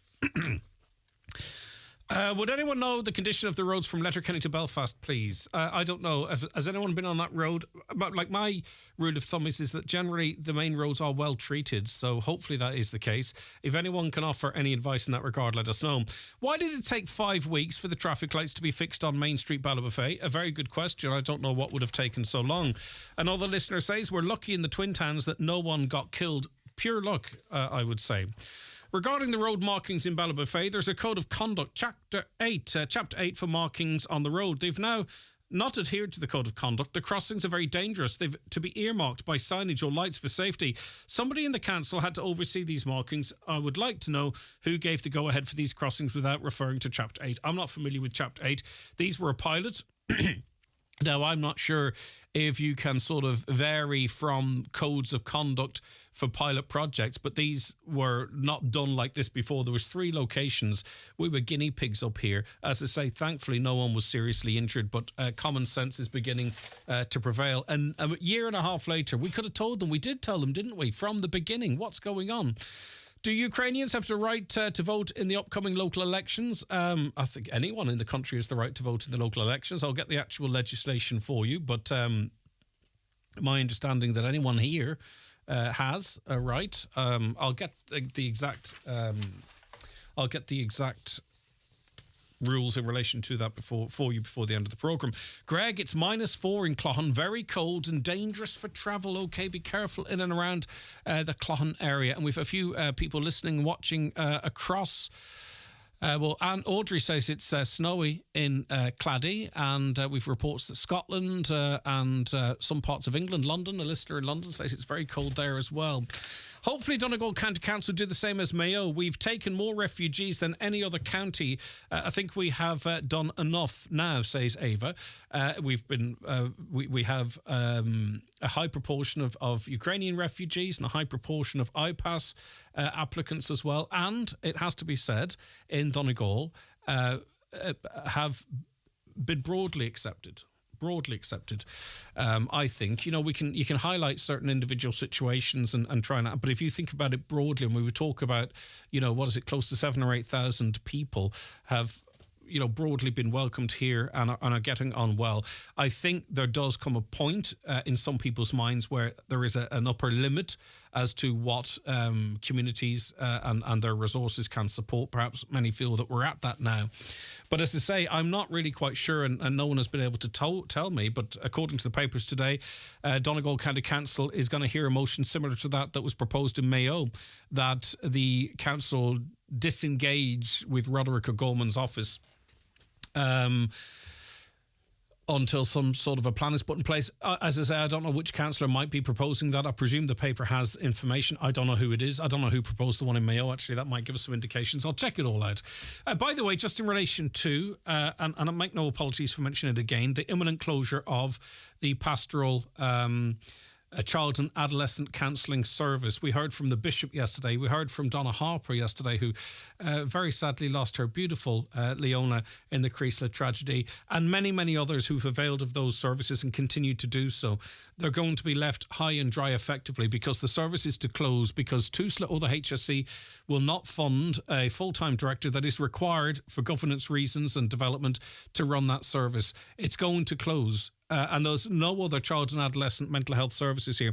We contacted the offices of Minister Charlie McConnell and the Minister for Children, Roderick O'Gorman, yesterday morning. It's now 24 hours on, and we've yet to have, unless something's came in the last couple of minutes, we've yet to have any contact back from either of those offices. So, unfortunately, we can only do what we can do, but we're keeping the pressure on as much as we can. Housing Bill 2020, 39th Amendment to the Constitution, Schedule Part 2, Section 3.2, the right to delimit private property for the common good. In other words, take your house off you if you have more bedrooms than you need. The referendum will also be this year. Is that not a proposal from People Before Profit, though? I don't think that's actually going to be voted on. I'm going to have to double check that. But my understanding was that was a proposal from People Before Profit that didn't really get much traction. And then it was said that it was a government initiative. Again, I'll check into it, but I don't believe that's the government's policy. The crossings in Ballabafay Stranora have never been safe. They're too risky. They need to be signed and lit up too, or have flashing lights. Stupidity and lack of planning is dangerous. A dangerous, dangerous combination. Get rid of the crossing at the bank corner. I think most people would agree. The one at Andy's shop is so hard to see at night. It needs to be properly lit up for sure. I agree with you there as a motorist. The island of Liscooley is rotten with dirt and you can't see it. There's also one in St. Johnstone, which actually has been hit twice, I think. Oh, right, the island, a traffic island. Okay. That's not good. That's not good at all. A couple of cancellations. Carragart Bingo cancelled tonight. So a few disappointed heads around Carragart Downings. It's not going ahead tonight. So unfortunately for you, the Creasla Day Centre's closed today as well too. Not surprising. We only get a couple of days like this a year. We might get another one like that tomorrow. I'm not preempting anything, but we might. But as I say, then we're looking at windy, wet weather for the weekend. In relation to hi Greg, it is clear to see the government have no clear plan rehousing of asylum seekers. Why didn't they refurbish the other hotel in Rosscray for asylum seekers and leave the functioning hotel for the local people? But they would say that because the person who owns that hotel wanted it to be used for asylum seekers, but the government was a active party in negotiating that, all right? So the government did take that hotel out of commission by engaging with its owner, and now they're talking about getting into the hotel business, which is remarkable. But they go on to say that, on the other hand, the owner of the hotel must have got a great offer from the Minister for Integration to dismiss his staff and cancel all weddings, etc. It's also secretive. No wonder the locals feel hard done by. Communication. We've been talking about communication for well over 2 years now. And I was listening, you just listen to some of the commentary and some of the remarks and what ministers are saying about we need to improve communication. And we've been talking about this, as I say, for so long. And nothing is advancing. Nothing is advancing in that regard. And some information that gets put out into the public domain then is proven wrong. Why are national schools closed but secondary schools are not? I've had to take the day off work to look after my children in national school and still drop my secondary school children to school, or they'd be marked as absent. If the roads are unsafe for primary school students to travel to school, how is it safe for students to travel to secondary school? Now, I'm sure there's a very good reason for that, isn't there? I don't know. I don't know what the reason might be. Is it to do with the bus runs, or I don't know. Someone out there knows. There's no point me bluffing it. Why would a secondary school be open and a national school closed? Because, of course, it's discommoded this parent who's had to take the day off work to look after primary school children, but has still had to drop their secondary children to school. Very frustrating. Very frustrating, you can imagine. That's a day out of annual leave. Or indeed, may not look good with the bosses. Some bosses might frown and go, that person can't be relied on. A bit of snow when they call in sick. I don't know. Right, stay right where you are. We have loads coming up in the show to keep you informed and entertained. You won't want to miss it. The county's #1 talk show, the 9 till noon show on Highland Radio. It's time for Vision Ireland Bingo on Highland Radio.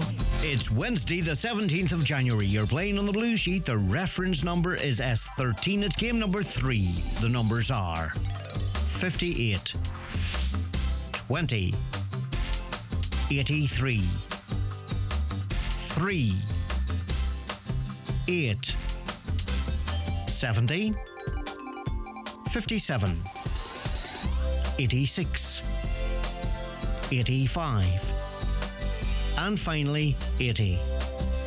Phone your claim to 9104833 before 8 tonight, leaving your name, contact number and the name of the shop where you purchased your book, and we'll call you back the next working day. Get all your Vision Ireland Bingo information at highlandradio.com. Enhance your home with Miday's incredible bathroom and tile sale featuring fantastic reductions on stock tiles. Discover amazing deals with discounts of 50% or more on end-of-line tiles and job lots. Simply measure and it's yours. Explore their showroom highlighting stunning bathroom wall and floor tiles. Their passionate team are dedicated to assisting you in designing your dream home. Join them at McDade's Bathroom Plumbing Tiles at Cockhill, Buncrana for their massive 10-day sale happening now until January 20th. Well, Grace, how are you today?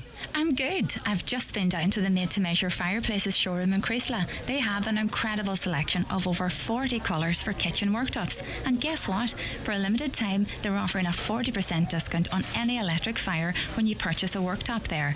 40%? That's an amazing deal, Grace. Absolutely. And trust me, if the discount alone doesn't sway you, their huge selection of fireplaces, stoves, wood pellet burners, beams and stone cladding certainly will. Contact Made to Measure Fireplaces Creasla on 074 91 38 365, on Facebook, Instagram and on mtmfireplaces.ie. The ultimate ABBA Sensations tribute comes to Ancourge Hotel Gidor on Friday, January 19th, and the Villa Rose Hotel Ballybuffet on Saturday, January 20th. Tickets available from hotel reception and online at Eventbrite. The 9 till noon show is brought to you by Letterkenny Credit Union, with monster loans available up to €60,000 for all occasions. Visit letterkennycu.ie.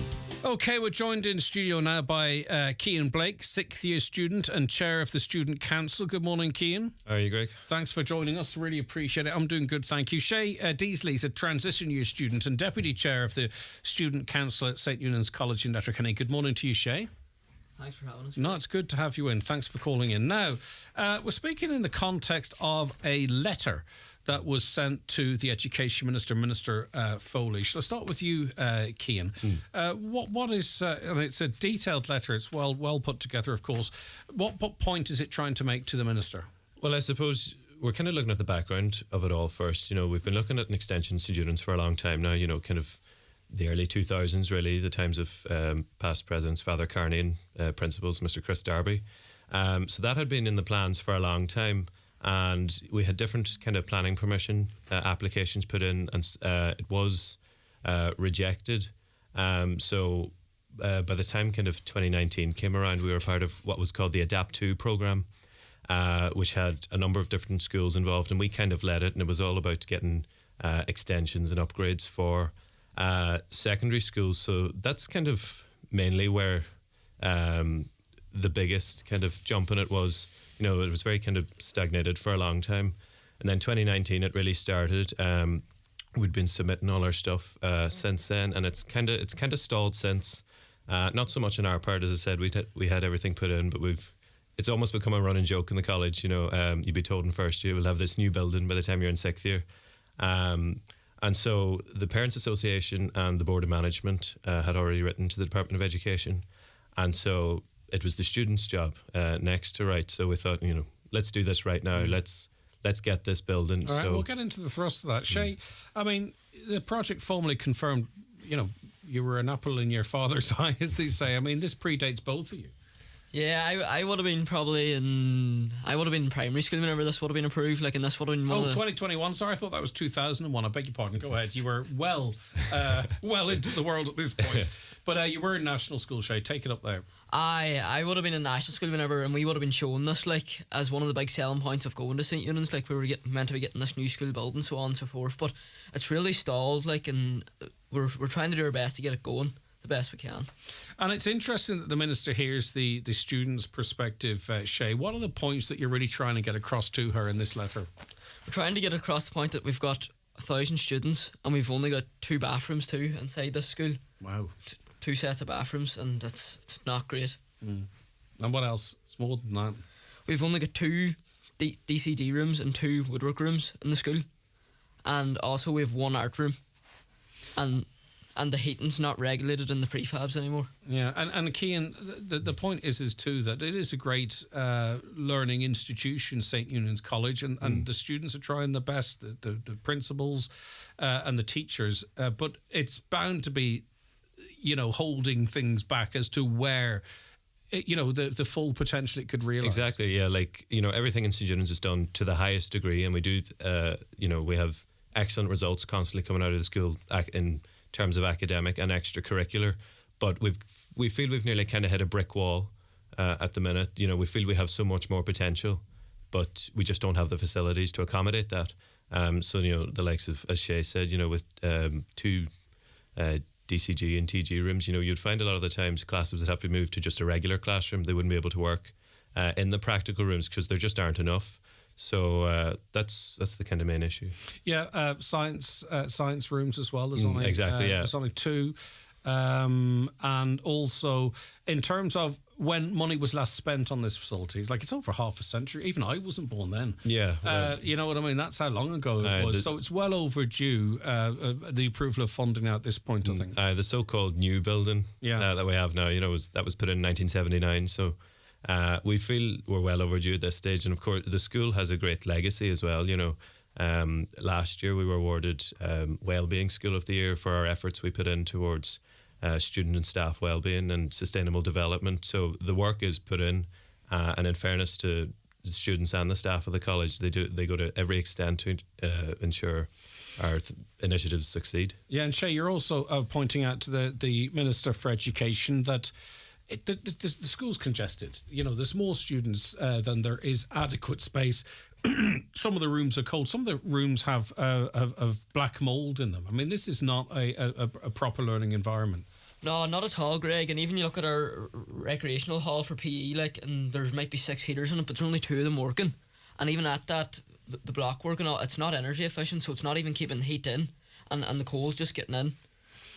Yeah, and it's a complicated one, isn't it? Because whilst you have to sort of outline the deficits, at the same time, you want to make sure that it's clear that everyone is working as hard as they can, that it's hitting targets, that it's winning awards. You know what I mean? It's a tough one because you want to push the argument for investment, but at the same time, you don't want to sort of give the impression that the school's not operating at an excellent level as it is.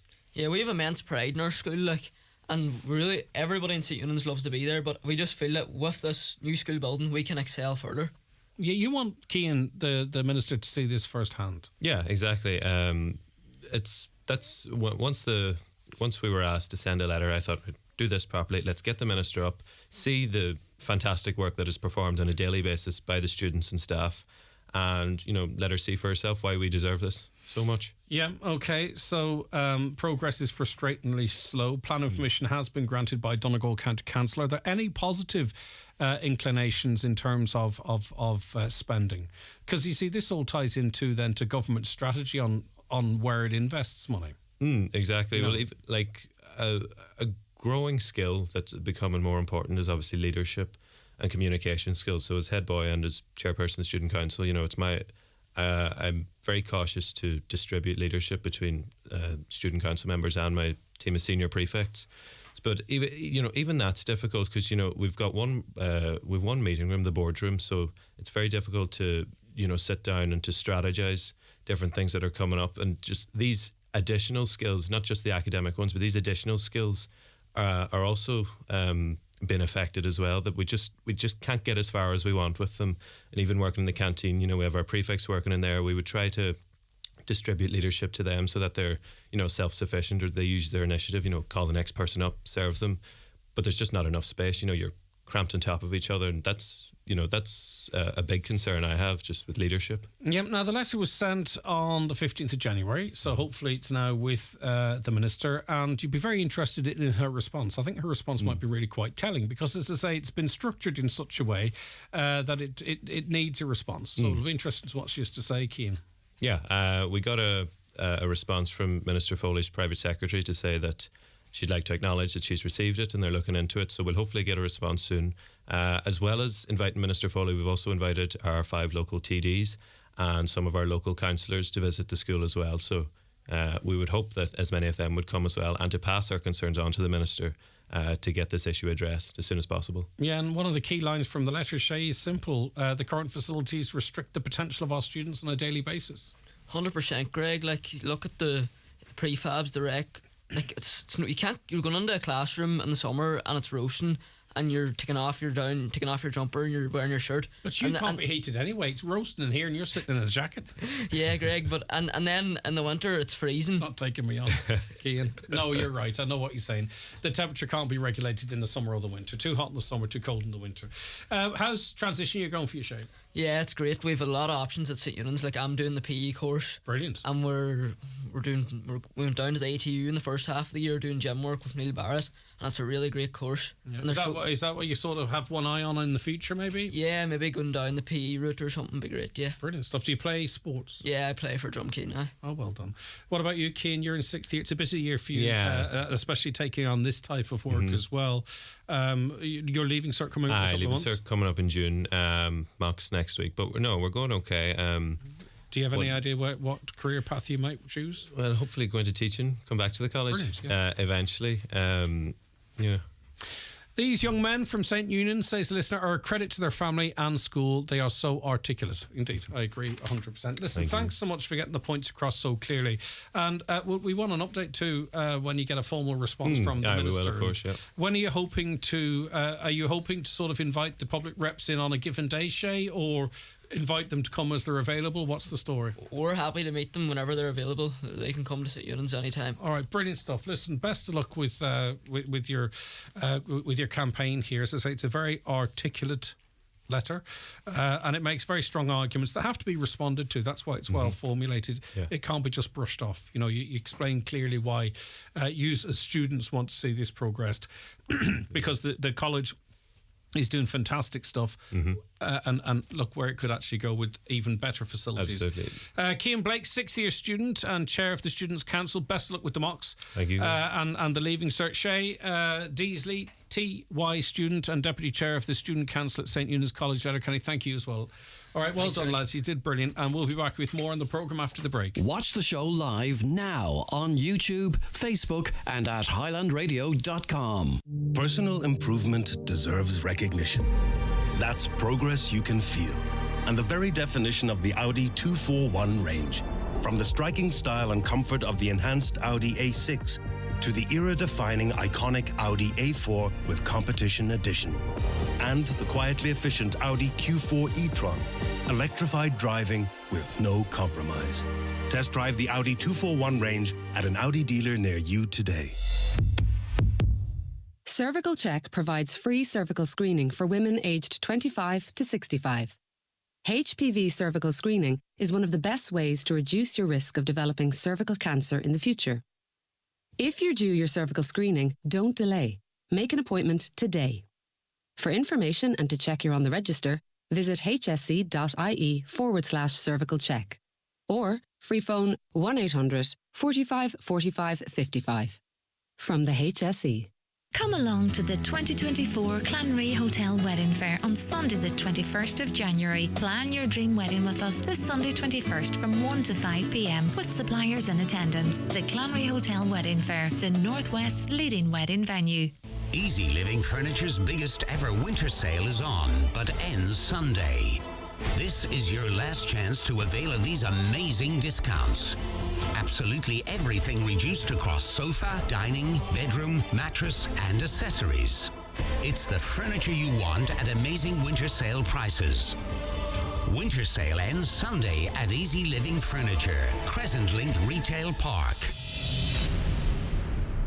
Hi, Nathan Carter here, and I'm delighted to say I've just had 2 installations from Cherrymore Kitchens and Bedrooms, and I have to say their attention to detail is second to none. With their sleek design and craftsmanship, your dream kitchen is just a visit away. So why not head over to Cherrymore Kitchens and Bedrooms and let the magic begin. Cherrymore Kitchens and Bedrooms, Donegal Town. More kitchens your way since 1996. Visit cherrymore.ie or call 9725 to book your free design appointment. The 9 till noon show is brought to you by Letterkenny Credit Union, offering low-rate car loans with fast approval. Apply online at letterkennycu.ie or in office today.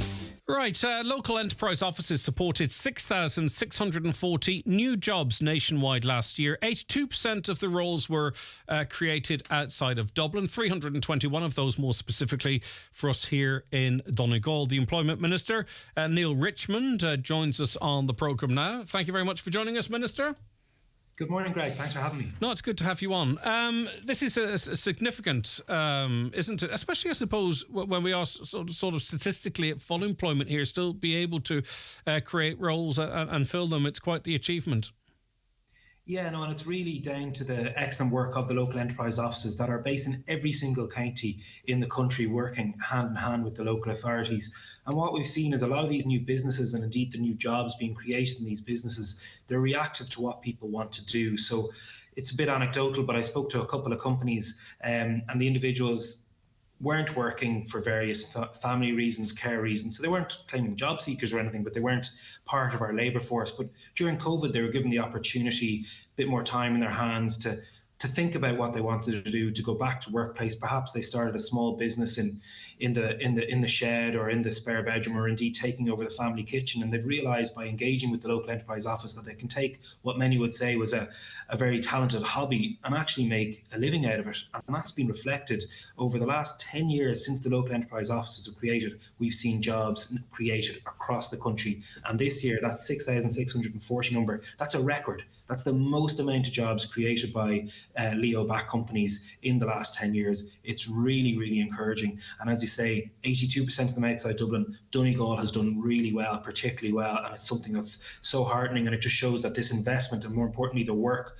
of the local enterprise office teams, it's paying very clear dividends both for our economy and our communities. It's the type of jobs they create as well. I mean, obviously, we talk about foreign direct investment and how important it is. And yes, you know, a lot of these companies are huge employers, but a lot of the entrepreneurs, the businesses that the Leo offices support, you know, they're maybe at small to medium in scale, Indigenous, employing locally, different types of employment, and arguably perhaps more sustainable too into the long run. These are small and what we call micro enterprises. Maybe it's one person, maybe it's two or three. And certainly what we've done deliberately in the last year is we've changed the remit of local enterprise offices. So previously they would only work with businesses with up to 10 employees, but now we've given them the scope and more importantly the funding to work with businesses of up to 50 employees. We look at the sectors. 50 or 15, 50 or 15 there, sorry? 50, Greg, okay, sorry. No problem. No, it's not. It's just with the line. I just wanted to be sure. Go ahead, Minister. And that number is very deliberate. So it's not just an incremental jump from 10, but that means that if the company has hit over 50 employees, they can then work with Enterprise Ireland, who work with our medium to large enterprises for encouraging exports and accessing foreign markets. So there's very real deliberate strategy. But I think what's really interesting is the sectors where we're seeing these new jobs created by local enterprise office supported businesses. The vast majority of them are in lots of different areas, but two sectors really stand out to me. Firstly, it's in food production, which is something that has really good response, particularly in Donegal. And it's something that goes to the fact that we export so many foods, and indeed our economy is growing and people need lots more food. But the other area is engineering. And there's two aspects to this that I think are really fascinating. One is they are feeding into those large multinationals that you mentioned. They're providing the support, they're providing the materials into a much bigger edifice. But secondly, they're feeding quite clear into what is the big challenges that the state is facing. We need to build more homes, we need to build more infrastructure, and we need the new technologies, skills to make sure that we can actually do that. And this is being driven by local Indigenous businesses. I mean, these interviews are useful in recognising the Leo Enterprise offices, giving them a pat on the back. But two, I think, we have a business podcast here, and often Enterprise Ireland or Leo is credited for the support that they give. And it's about spreading awareness that these services are there, and some very dedicated people there on hand to assist. So it's good to recognise what's been done for now, but also to let people know that these services are there if they wish to engage with them. Hey, before I let you go, Minister, you're the Minister of Business. The government getting into the business of running hotels now. Are you across that situation in Roscrea, where the government seems minded to fund a community hotel? As I say, if you're not across it, I respect that fully, but it's a interesting departure, to say the least. Yeah, it's definitely an unfolding situation, Greg, and it's a long way from my brief, but we have a clear responsibility in the government to provide accommodation to those fleeing war and persecution. We'll continue to do that, but we have promised to increase the amount of communication with local communities and be very aware of local services, and hotel and accommodation services are really important to a lot of provincial towns. The hotel in question in Roscrea, I remember going to a 21st there 20 years ago because it was the only place that people could hold a venue of that. So we have to be balanced and aware that 100% we're going to provide accommodation. We're not going to provide a veto for local communities and housing refugees, but we have to do that to ensure that we maintain the level of social services locally, and that includes accommodation as well as education, healthcare and everything else. Minister, thank you for your time. I do appreciate it. That's Employment Minister Neil Richmond there. 086 60 25,000 WhatsApps and texts. Postering is so judgmental. At best, the best looking and more presentable candidates are more proportionately likely to be elected. This is, we were having a conversation, a debate in the first hour about whether or not, hey, listen, it's not going to be happening. It's not going to happen in terms of posters aren't going to be cancelled, aren't going to be across the board banned. A lot of people, some people might want to see that. And I don't think candidates are going to come together and agree not to poster. But if they do poster, are better looking candidates, more presentable candidates, more likely to get elected? I don't know. I think everyone looks their best on those posters. Some unrecognisable, but anyway. Hello, Greg. Please advise people to avoid the long lane, Letterkenny, if possible, as someone has abandoned a car near the top, and the couple of vehicles that came down had to go the wrong side of the road and started going sideways. Lucky nothing was trying to get up, but it's extremely dangerous. Okay. Greg, please let the people know that there is a strike tomorrow in the north. Roads will not be gritted there, so they're advised to not travel. Now, I can't suggest at this point that people don't travel, but it is true. It's one of the biggest strikes ever in Northern Ireland, and road gritting, road maintenance at this stage is included in that. So we'll keep you updated in that, of course, because lots of people listening to us in the north. What's the policy regarding letterboxes when they say no junk mail? Does that give politicians the right to put stuff through your letterbox? That's an interesting situation. I'm not really quite sure how that works. I mean, if someone is stubborn enough, they're gonna stick it in, aren't they? I don't think it would work well for them. I would say most might respect it. I don't know. A lot of it comes via the post office, doesn't it? So I don't know what the story is with the local post staff. Maybe if there's a postman or woman listening to us, you know how a lot of this stuff comes through the post, i.e., you know, election reminders, maybe flyers. If someone says, no junk mail, if you're a post person, let us know. Do you not put it through, or is that not classed as junk mail? Let us know, please. 086 60 25,000. Donegal has been devastated by mass immigration, like Mayo County Council should. Donegal County Council vote to ease cooperation with the Department on Asylum Seekers. But listen, it is non-binding. But has Donegal been devastated by mass immigration? Is that your view? I know it's the texter's view, but is that a broadly held view? Or is it what might happen into the future? But do you believe Donegal's devastated by mass immigration? I'm not sure that's what the general population think, but I don't know. That's why we are throwing the question out there. Was there any gritting in Donegal this morning? It's embarrassing the way Ireland closes down with a few centimetres of snow. All of the routes that are on the gritting programme were gritted. We have a massive amount of roads in this county, and clearly they all can't be gritted.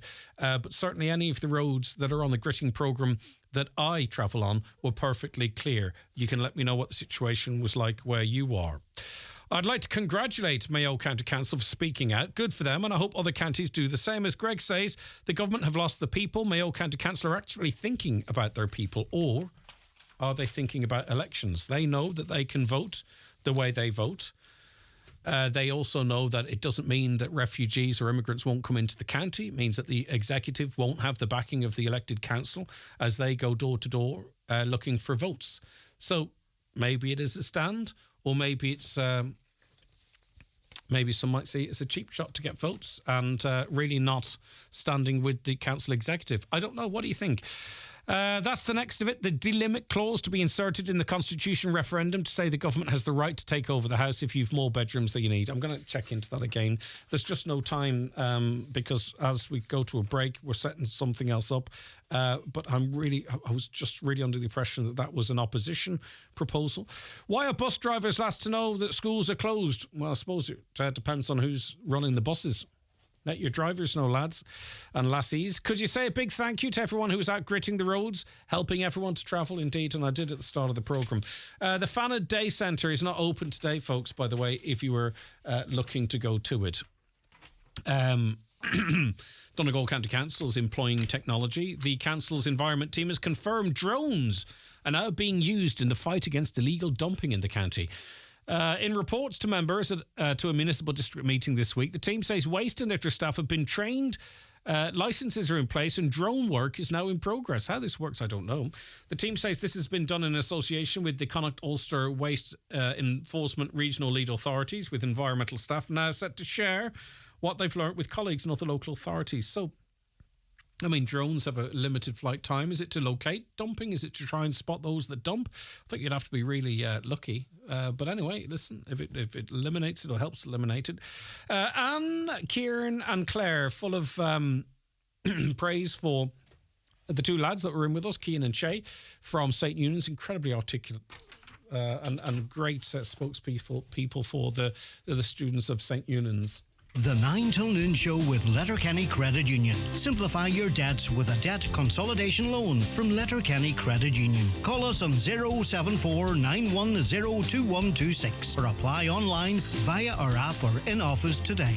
Why leave all the magic moments or great scenes you've captured on your phone sitting there or in the cloud when you can have them printed at McGee's Chemist? Using the McGee's app or one of the in-store kiosks, you can upload your photos from your phone, Google Photos, Facebook or Instagram and have them printed instantly within an hour or in by 10 and ready by 5. See mcgees.ie for more details. Hold your memories in your hand with McGee's Chemist, Letterkenny. If your New Year's resolutions are already struggling, consider taking a leaf out of the GAA fans' Book of Unwavering Commitment. Keep your goals 6.5 metres wide. Commit to shouting at the top of your lungs as often as possible and focus on counting points instead of calories. The new season is just getting going. Don't miss a moment with a GAA season ticket. Available now on gaa.ie/season ticket. Are you in? The GAA, where we all belong. New this week in Home Store and More. All artificial plants are all half price. That's right, all half price. But better hurry, because when all the half price artificial plants are gone, they're gone. Also, all car accessories and all home gym equipment are still all half price. But when all the half price car accessories and all the half price home gym equipment are gone, they're definitely gone. Drop by your local Home Store and More. Visit us online at homestoreandmore.ie.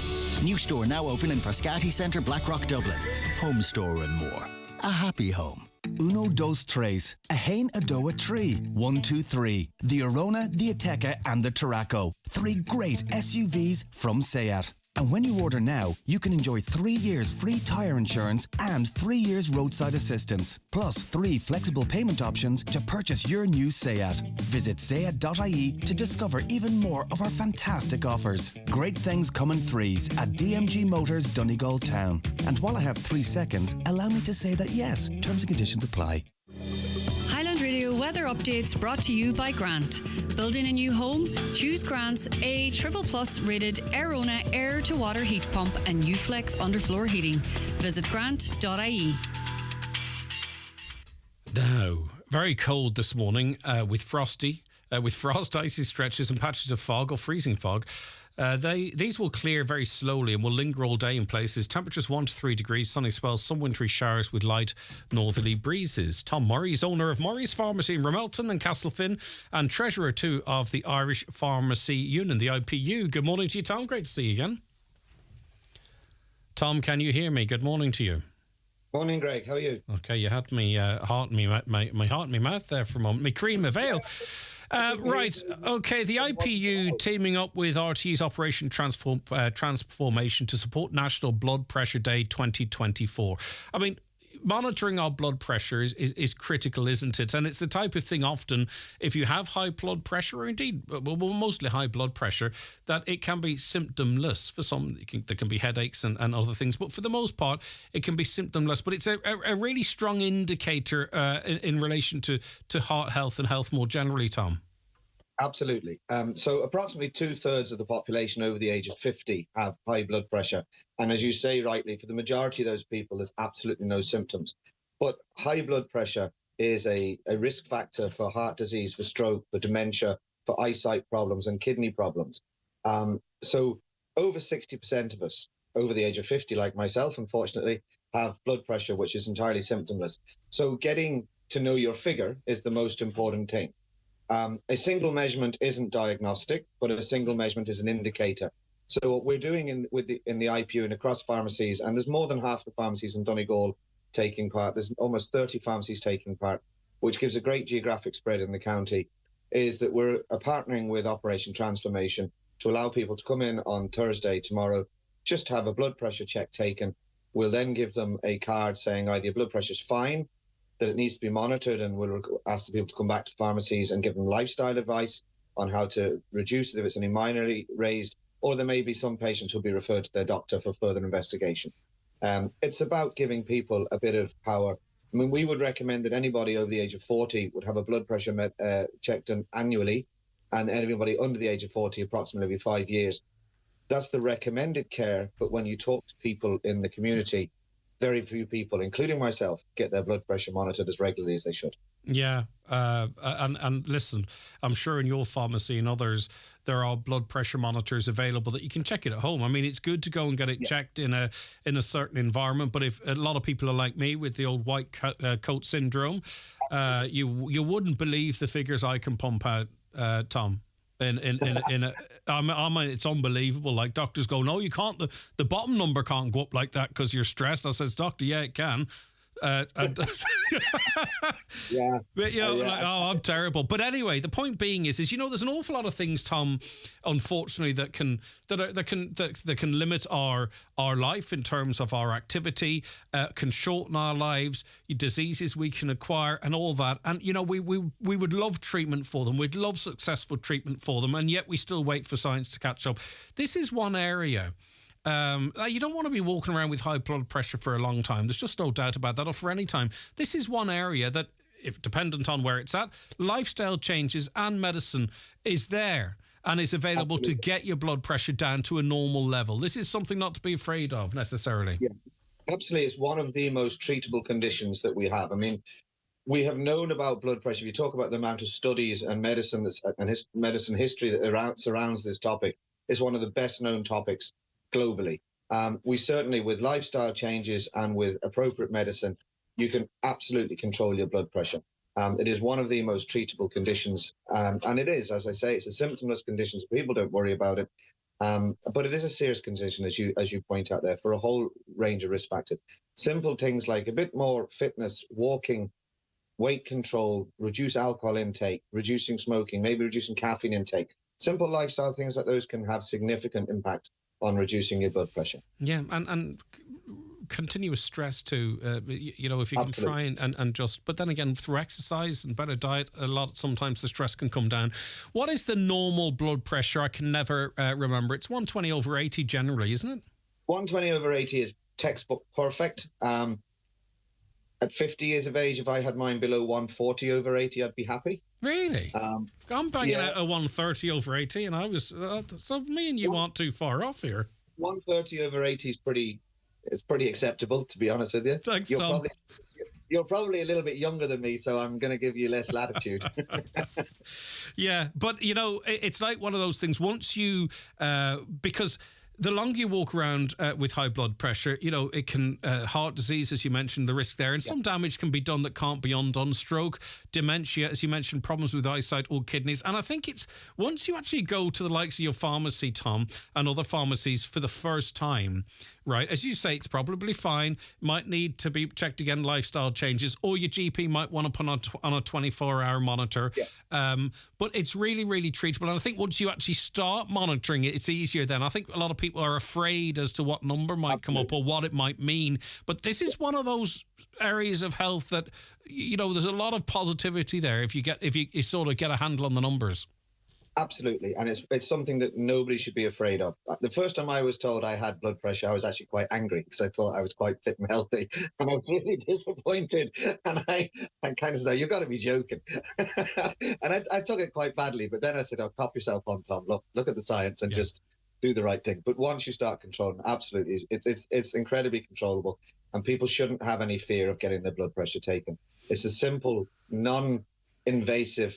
It's not painful. It's a dead simple test. It's just putting a cuff on your arm. Takes a couple of minutes, and generally because of that white coat syndrome, I would generally take 3 and average out the closest 2, and I just relax people and give them something to read and say, look, just take a chill pill and let's improve the numbers. The thing is like I would suffer with anxiety. I have all of my life. At different times of my life, it's been really acute and limited my functionality.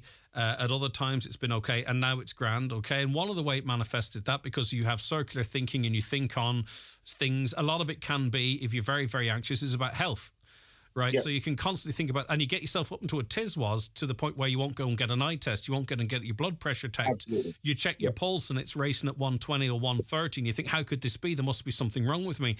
The reason I'm saying all of this, Tom, is one thing that has helped me greatly is actually just going to get my blood pressure checked and getting the 24-hour monitor on, okay?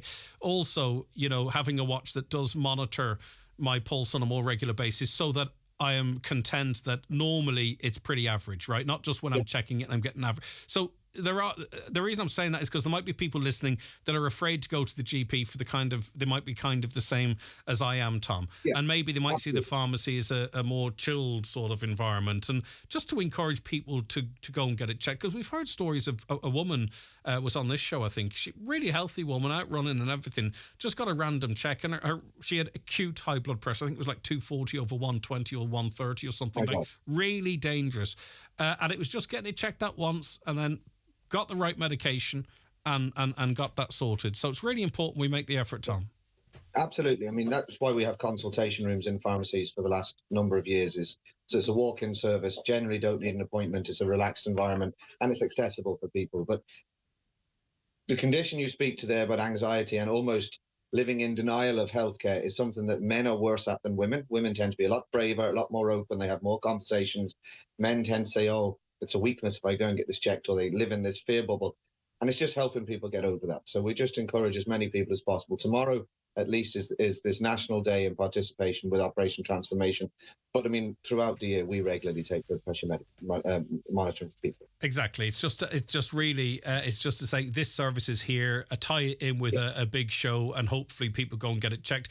Listen, I can't run through the pharmacies in Donegal that are participating because there's a ton of them. The Cara pharmacies, Murray's pharmacies, Pillbox, Lloyd's, Carragart Pharmacy, and on it goes. I don't want to exclude anyone, but my point being that pretty much right across the county, there's somewhere you can go in and get your blood pressure checked, and it'll be A, you're doing all right, B, come back again and we'll check it. Maybe you need to do a bit more walking, or C, and it's nothing to be afraid of, head to the GP, see if you need a 24-hour monitor, see if you need a tablet or something, and often you don't either as well. Absolutely. So nothing to be afraid of, but you can avoid the increased risks of heart disease, stroke, dementia, eyesight problems or kidney problems. Yeah, and just contact your local pharmacy, and I'm sure they'll give you advice if they're not participating. And they may just take your blood pressure anyway. Most of them generally do. And, they can confirm if they're part of this initiative or not. All right, Tom, you don't look over 50 if that's any comfort, even though I've got lower blood pressure than you. Say, if you suffer from anxiety, you should see what it's like sitting in your waiting room. Waiting for you to click on the Zoom button. I'm a better host than I am a guest, so I know exactly what you're saying, Tom. I actually can do this because I've got control of the buttons. I don't like it when I don't have control of the buttons. But listen, you always do well. You wouldn't know it, Tom. Thank you so very much indeed. Right. God bless you. All right, take care. Okay, take care. Always good to have you on the show. That's Tom Murray, owner of Murray's Pharmacy in Remelton and Castlefin, and treasurer of the Irish Pharmacy Union. And it is a very serious issue as well. But listen, sometimes you have to have a different approach and be a bit more relaxed about about it, and then maybe it might be more encouraging for people to sort of go and get the blood pressure checked, and if they need to get a handle on something, to get a handle on it too. And you know what, if you're over 50 or over 40, no harm to get your cholesterol and stuff checked as well. It's beginning to snow again outside the studio here at the mountaintop in Letterkenny. We are in the midst of some very wintry weather.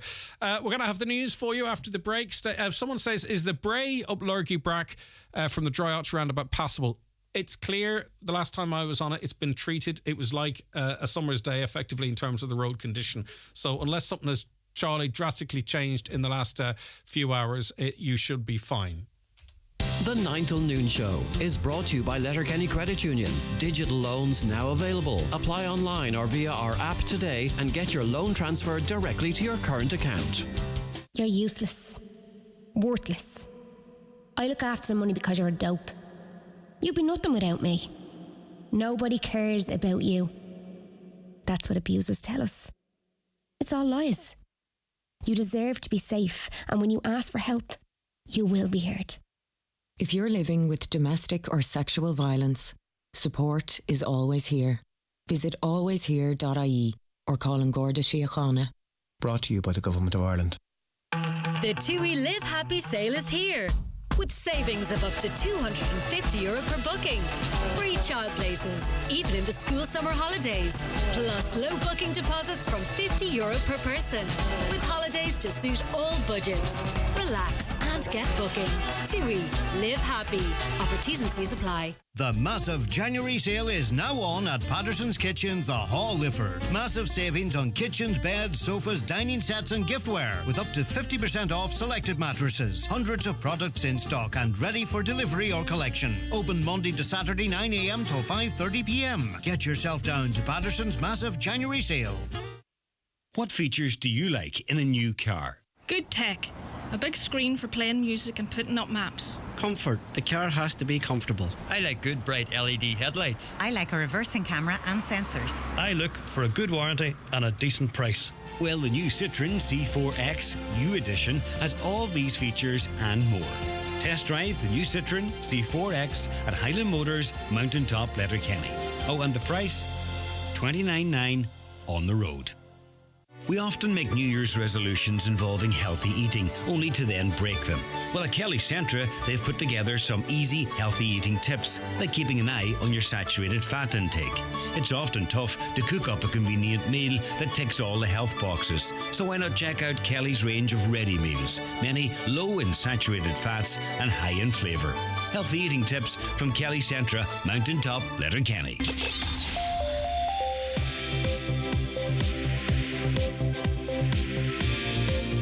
With all the stories that matter across the Northwest, it's Greg Hughes on the 9 to Noon show on Highland Radio.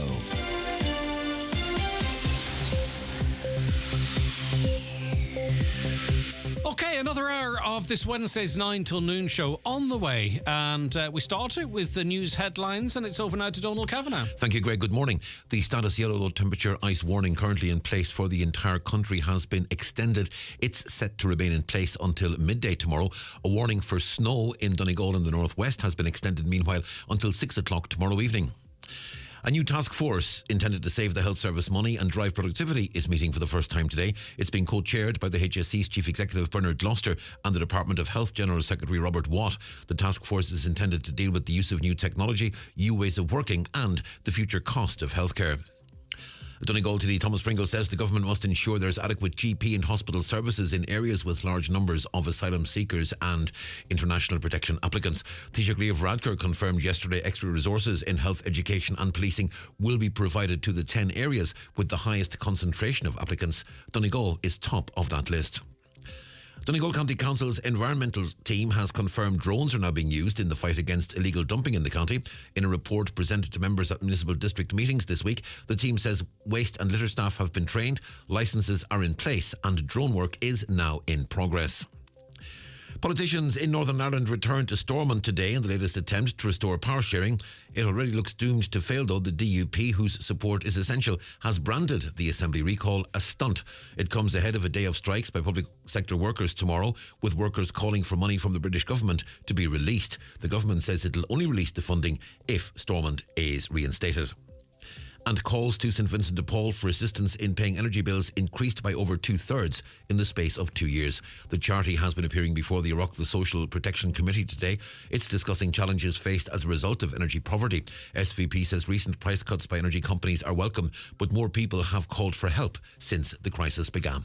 And we're back with news headlines again at 12 noon. Donald, thanks very much for that. Just before I let you go, Tesco have, they claim to have settled Donegal's greatest food debates, and they have give us the information as to which is the most popular tea. Do you drink tea at home, or is there tea in the house? Yes, absolutely. Is it Lions or Barry's or something Lions. else? Lions. What percentage of what would you say the breakdown percentage is? Lions and Barry's are the top two, locally or nationally? Donegal. Donegal, I would say, Lions is going to be far higher than Barry's. I'd say in Donegal, you're talking 75-25. No, 53% to 47%. Oh, I wouldn't have thought Barry's was that popular up here. In terms of ketchup, which do you think is the most popular? Chef tomato ketchup or Heinz tomato ketchup? It's got to be Heinz, at least 60-40. 72 to 28%. That does make sense. And the top 5 most purchased items in Tesco were all milk. All milk? All milk, except for number 4. Don't know what number 4 was, maybe bread. So you have it. Apparently the debate has been settled. The favourite tea bag in Donegal is, according to Tesco, Lions, and the favourite ketchup is Heinz. Yeah. There you go. Okay, you learn something new every day. Thank you, Donald. Donald's back with headlines again for you at 12, as you mentioned.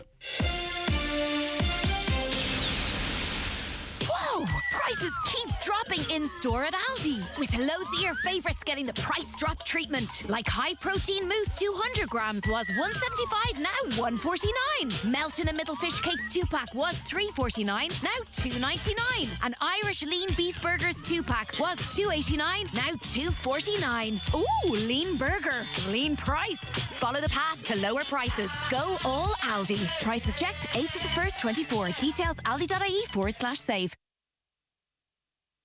All right, you're very welcome back to the programme. Research from Healthy Ireland at Work, a national framework for healthy workplaces in Ireland 2021 to 25, shows that only a third of businesses in Ireland have a formal health and well-being strategy. We're joined on the programme by Greg O'Gorman. Hiya, Greg.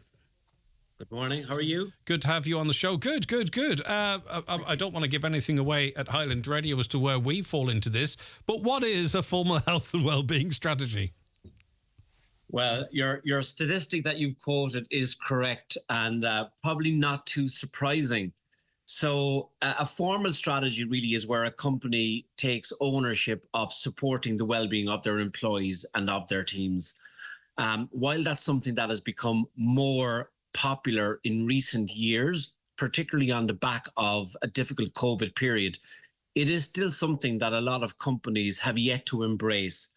While they recognize that they have a responsibility, the budgeting and the focus is not where it needs to be. However, we feel very strongly that companies are starting to awaken and become more aware of their role within this particular space. And I presume digging into it, if finances is a factor, the spend might increase productivity. Do you know what I mean? So that could be a misnomer on their behalf.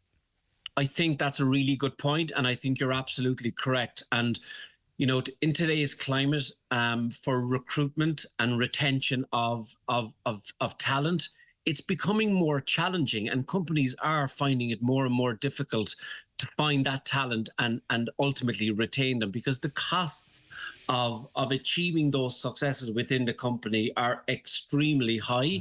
So yes, if there is an investment in the area of well-being, not only will productivity increase, and the data is there to show that, but also the spend on recruitment and etc. will also diminish. So there is a return on investment if this is executed correctly by the company. It's not the hassle of having to deal with HR on a regular basis too.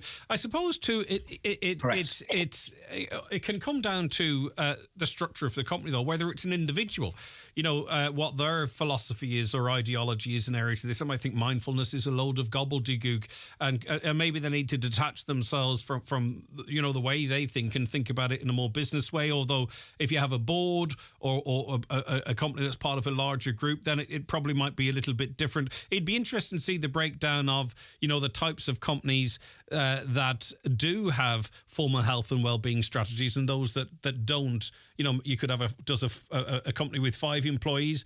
Might they have a strategy, and then a company with, you know, 80 not? You know, it'd be interesting to see the breakdown more detailed. Yeah, it would be interesting. And what we are seeing is that certainly on the smaller SME sized businesses, that's where the well-being focus is not really there just yet. And I'm not saying that it's not there for every company, but just as a general point, the larger organizations certainly have embraced this space long before now, albeit it is a space that's changing quite rapidly. And you made one interesting point there in that it's very much down to the individual. And I think you're absolutely correct, whether it's mindfulness, whether it's nutrition or fitness, physical or mental well-being, there are so many variations to what makes up well-being.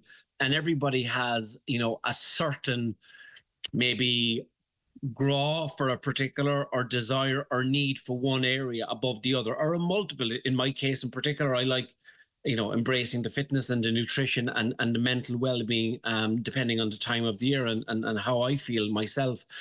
But I think what Sale offers is a very holistic approach, and whether you have an interest or a focus on a particular area, we do feel quite strongly that we have provided content around each of our 7 well-being values, and we've chosen those values very strategically on the basis that we feel that everybody can fit into at least one of those well-being values, irrespective of where they are in their life and irrespective of their age profile. Yeah, I mean, some go beyond, you know, and we'll get into it a little bit, Greg. Some go sort of maybe beyond, you know, when we start talking about mindfulness and mental well-being, financial well-being support, it might be, we can argue the toss on those. But in terms of career development opportunities, I mean, if we look at what's happening, say, for instance, in terms of the recruitment embargo, the biggest complaint, say, for instance, often within the HSE or in Gardaí, and these are public jobs, is about career development opportunities. One of our biggest barriers to teachers returning to Ireland to work is in terms of career development, because they start at scratch from when they left. Do you know what I mean? So that's kind of standard.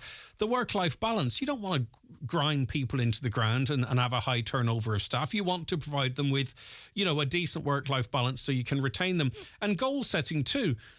You know, it's almost infantile in that. You know what I mean? That we get a clap if we put a square block into a square space, you know, and in some way it's almost a developed version of that as adults. Do you know what I mean? Because people like a pat on the back, people like affirmation and what have you. So a lot of this stuff is, correct me if I'm wrong, Greg, stuff that really should be in a decent working environment to begin with. I agree, and you're not wrong. I would say that in many environments, some or all possibly might be in there, and a lot of it is down to the dependency on the leadership and how they want to build a culture within an organisation. Just to be clear, Greg, I'm not saying that they are all in there. I'm saying they should all be in there anyway. Do you know what I mean? But go on ahead, continue with your point, Greg. No, I think it's something that we're moving towards, and I think it's very, very important. And back to the whole, even just take the retention and the recruitment side of things, which is exceptionally expensive from a labour perspective within HR, to the time and the advertising and the using of recruitment agencies, all are increasing in costs all the time. So it's in the interest of these organisations, albeit it should be there. The reality is it's not there in these companies. And what we're just trying to do within Sale is to provide an environment which has been set up and structured very much with the employee in the epicenter of what we do. Yeah. And a lot of you know, well-being platforms and different products out there which are successful to date, a lot of them are set up for the employer first and the employee second. We try to reverse it, and we're providing a genuine value add for employees. Okay, it may be the employer that ultimately is the financial provider on behalf of the employee. But what's very important And what we feel is a real point of difference for us is that we have built a platform, built a model which combines on-demand content across our 7 well-being values. We have 2 to 3 live classes every single week across these well-being values. For example, we had a fitness session last night. We had a book club the week before. We have another session, I think it might be on nutrition this coming Thursday. So what we're trying to do is provide really genuine content for that employee. And it's back to your point. Yes, this should be fairly simplistic and fairly standard, and it's not. Listen, how many people do people know listening now who the people aren't necessarily happy in their job?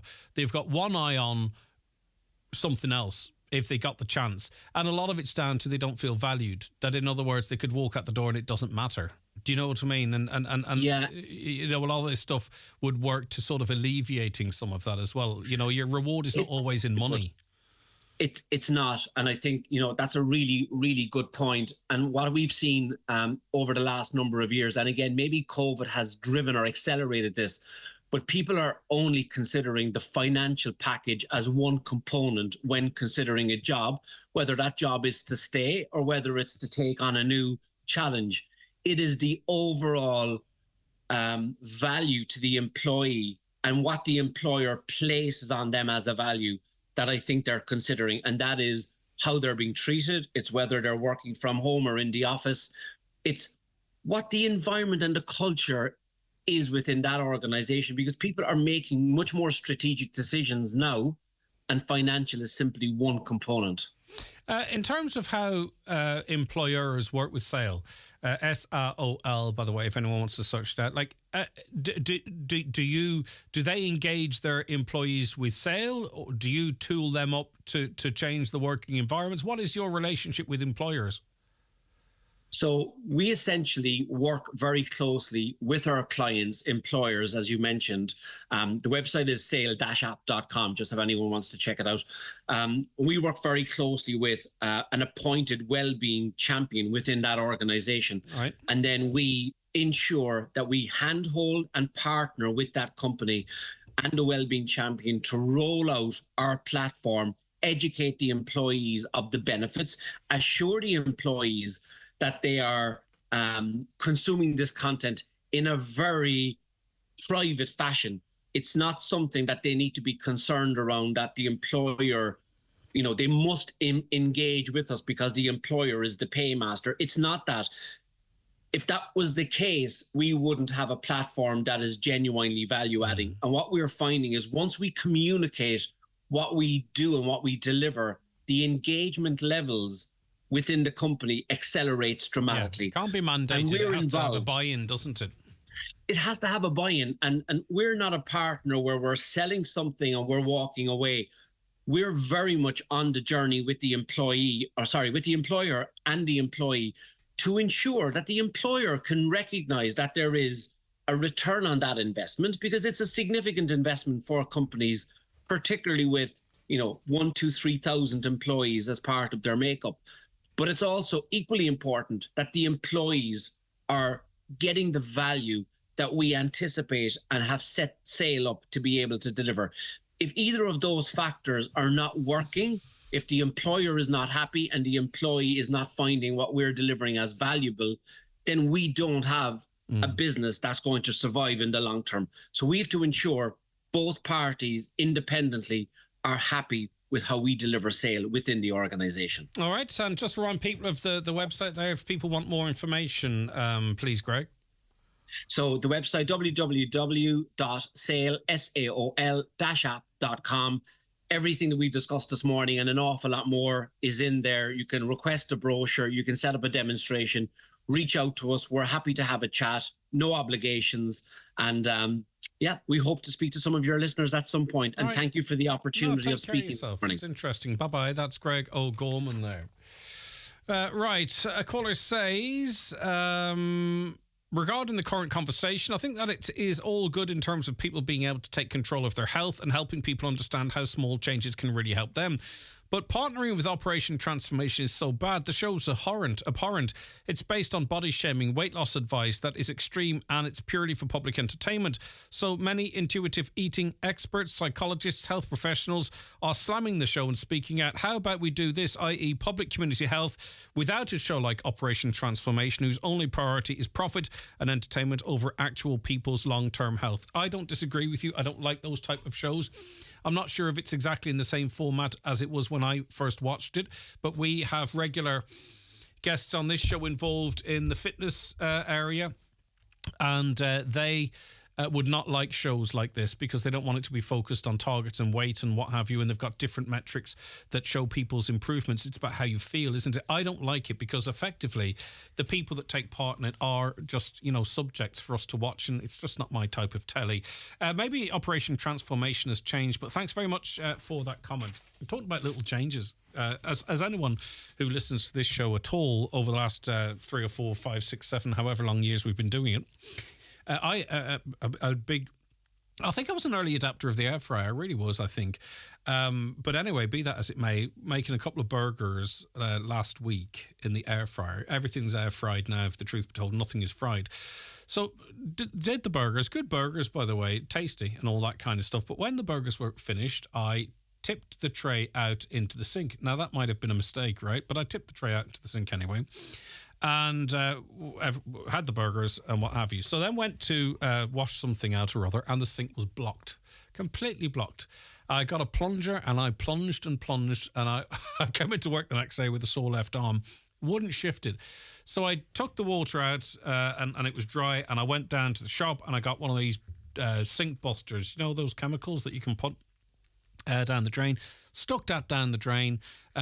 The next morning came over, poured hot water down, nothing, wasn't budging. So I had to drain the drain again. So I took off the U-bend from under the sink because I'm so handy. Great to have around the house. But anyway, I took the U-bend from under the sink. And from these two burgers alone, now the U-bend was perfectly clear, right? There was there wasn't anything that would cause a blockage other than this massive clump of fat. Like the full width, obviously, of the U-bend because it had blocked it, and it was about 1.5 to 2 inches long. Solid white fat, clean fat, like lard, that come out of these two burgers. And as I say, these were good. I thought they were good burgers anyway. But I was thinking, can you imagine if you ate that? Like maybe your body consumes it and it doesn't just go straight into your arteries or whatever. But the amount of fat that came from these two burgers, I shouldn't have poured it down the sink. I know that now.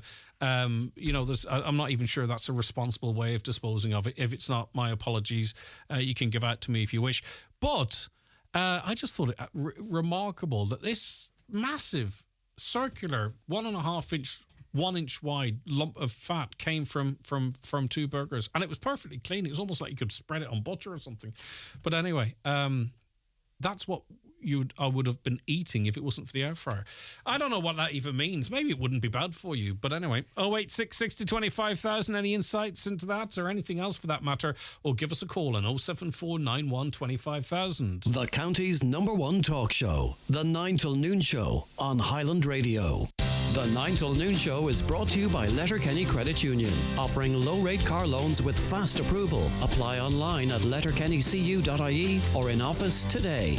Discover the ultimate experience in the spa orchids at the Holyrood Hotel Bundoran with our tranquil Japanese-themed garden, rejuvenating massages, revitalizing facials, luxurious spa baths, pampering body treatments, not forgetting the outdoor hot tub and sauna in our secret garden. Visit on a luxury spa day, pop in for some me time, or buy the perfect present with a gift voucher. Relax and let the spa orchids transport you to another world. For more, see holyroodhotel.com. Boots Best for Less, here to help you save more on the products you love. Whether you're flirting with a new look, ooh, look at you, practicing a little self-care, or blushing over new beauty. We're with you for getting the best and nothing less. Shop the products you love at prices you love even more and get the best for less at Boots. Boots, with you for life. See boots.ie for details. Ultrasound Scan Clinic is a new self-referral ultrasound scanning service based at Clarendon Street, City Centre, Derry. They offer all aspects of pregnancy-related scanning as well as general health scans such as abdominal, renal and male health. No referral is needed, meaning no long waiting lists. For an appointment with same-day reports provided, all at a time convenient to you. See their website www.ultrasoundscanclinic.com for more details or find them on Facebook or Instagram. Mr. Blue Sky. Tonight's Lotto jackpot is an estimated 13 million euro. So, what's the first thing you'd do at 13 million euro? That is genius. Better get a ticket sold. The National Lottery. It could be you. Play responsibly. Play for fun. Highland Radio time checks with Expressway. Travel Route 32 from Letterkenny to Dublin when you book online and travel for less. Expressway, bringing you the time at 11:22. Good morning to you, Liam. Good morning, Greg. How are you doing? I'm doing good, Liam. Thanks for joining us. And we just wanted to invite you on off the back of an email you sent in to us, and it was your experience with a customer in your shop. Tell us the story or the situation, Liam. Literally, Greg, an 83-year-old gentleman who lives on his own received a letter from the Department of Social Protection advising him that his public services card was due to expire in February 2024 and that he was being asked to renew it. The preferred option was to be online at mygov.ie, or alternatively, he could make contact with his local Intreo office, with a proviso in the middle of the letter advising that his free travel pass would lapse if his card was not renewed. Mm-hmm. So he came across to me and asked if I would help him with trying to contact Intreo. So we Googled a number for Intreo, and it came up with a help desk number in Dublin, I think. And when eventually we got through to them after about 40 minutes, they advised that the only way to contact the local Intreo office was by email. Wow. Because they don't have direct lines. Obviously, the gentleman doesn't have an email of himself. He's not computer literate and he's not online literate. And when I drew that to the lady's attention, she basically says to me, well, would you not contact him on his behalf? Which, before you continue, you're telling a man who's been working all of his life, I'm sure, contributing and independent, that effectively he would have to rely on your goodwill, which you wouldn't mind doing it, by the way, to act on his behalf. So if he didn't have you, Liam, or didn't have someone else who was computer literate, that's him without a card and losing his free travel, for an example, which is not the way to treat an older person, I don't think. Simply put, Greg, he's fortunate enough that there's somebody across the road from him. How many people are out there that are being disadvantaged, that may possibly don't have that same close connection? It's obviously ageist. It's obviously discriminating against the elderly and those that are not computer literate. And as a taxpayer, I was absolutely shocked that people in that bracket cannot just lift the phone and make contact with their local Intreo office.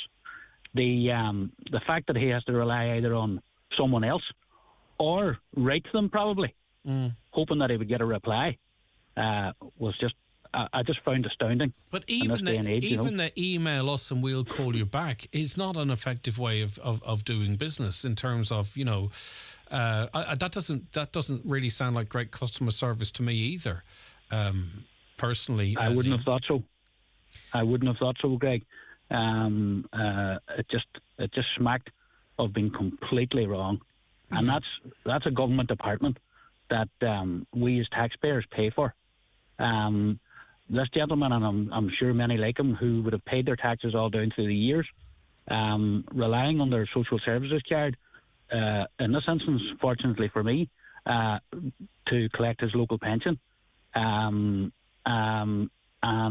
being basically advised that, listen, we'll try and accommodate you some way. It smacks. It goes all the way back to the household charge in 2012, Greg, when that €100 initially was being put on the houses People were told, pay for it online, and those who couldn't, sure, you can get sorted out some other way, you know.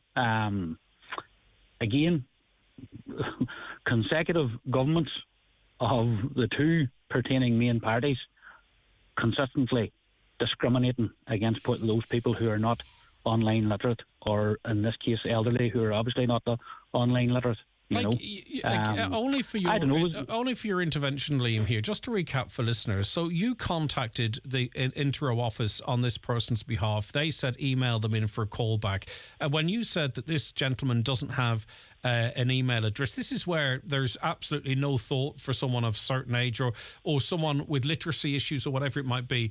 Then they say to you, well, why don't you email on his behalf? The fact that that's the solution to this problem, that the person that just so happened to be trying to help someone out then becomes the emailer on their behalf, that exposes for me the entire problem here, because not everyone has a Liam, and I know I've said that already, but how many older people have lost access to free travel or what have you because they can't get their head around they don't have their head around the online element of it. I don't like that gov.ie website. I find it a nightmare to sign in every single time. Every time it's a bloody nightmare, I find. But anyway, but also, if you've never used email, and many people would choose not to and don't have to, that's him banjaxed. Except for you. Correct. Absolutely. And that's the nub of the issue. And how many people, too, that don't have a mobile? I know most people do, but there are people that would send that email or get someone to send it on their behalf and actually sit in the house waiting on that call for fear of missing it because it's actually such an integral part of their life. Again, which is crazy. That's another aspect of it, Greg, absolutely. And not to even go into whether there's a GDPR. Well, I was thinking on that, exposure. To be honest with you, because I would have. You know what I mean? I would have thought that I would have thought there could have been a problem there. I was expecting them to say, well, sorry, we can't engage with you on behalf of a third party. But obviously, whoever you got through thought you could get away with that through email. But I agree with you. You're acting on that person's behalf with a government body in a very casual way, in a good meaning way, Liam. But it just makes you wonder, is that really the system? That's right. You know, and how many times do you try and make contact with a bank, a financial institution, a government body on behalf of somebody, and that's the first thing they throw at you? Oh, aye. Sorry, sure. GDPR, we can't speak to you. Yeah. You know? Okay. It's nearly used as an excuse to not engage. All right, okay. Listen, we're going to make some inquiries in relation to this, of course, and get a policy. You know, even if they say, oh, yeah, well, we can do this and do that, we can only talk about what this person's experience was. So if there is a different system in place, they're not communicating it to their staff to communicate it to their customers. But leave it with us, Liam. Thank you very much for raising it. It's a really important point. That was coming from, as I say, the initial number that we obtained was a 1-800 number, I think Central it was. Office of Intero.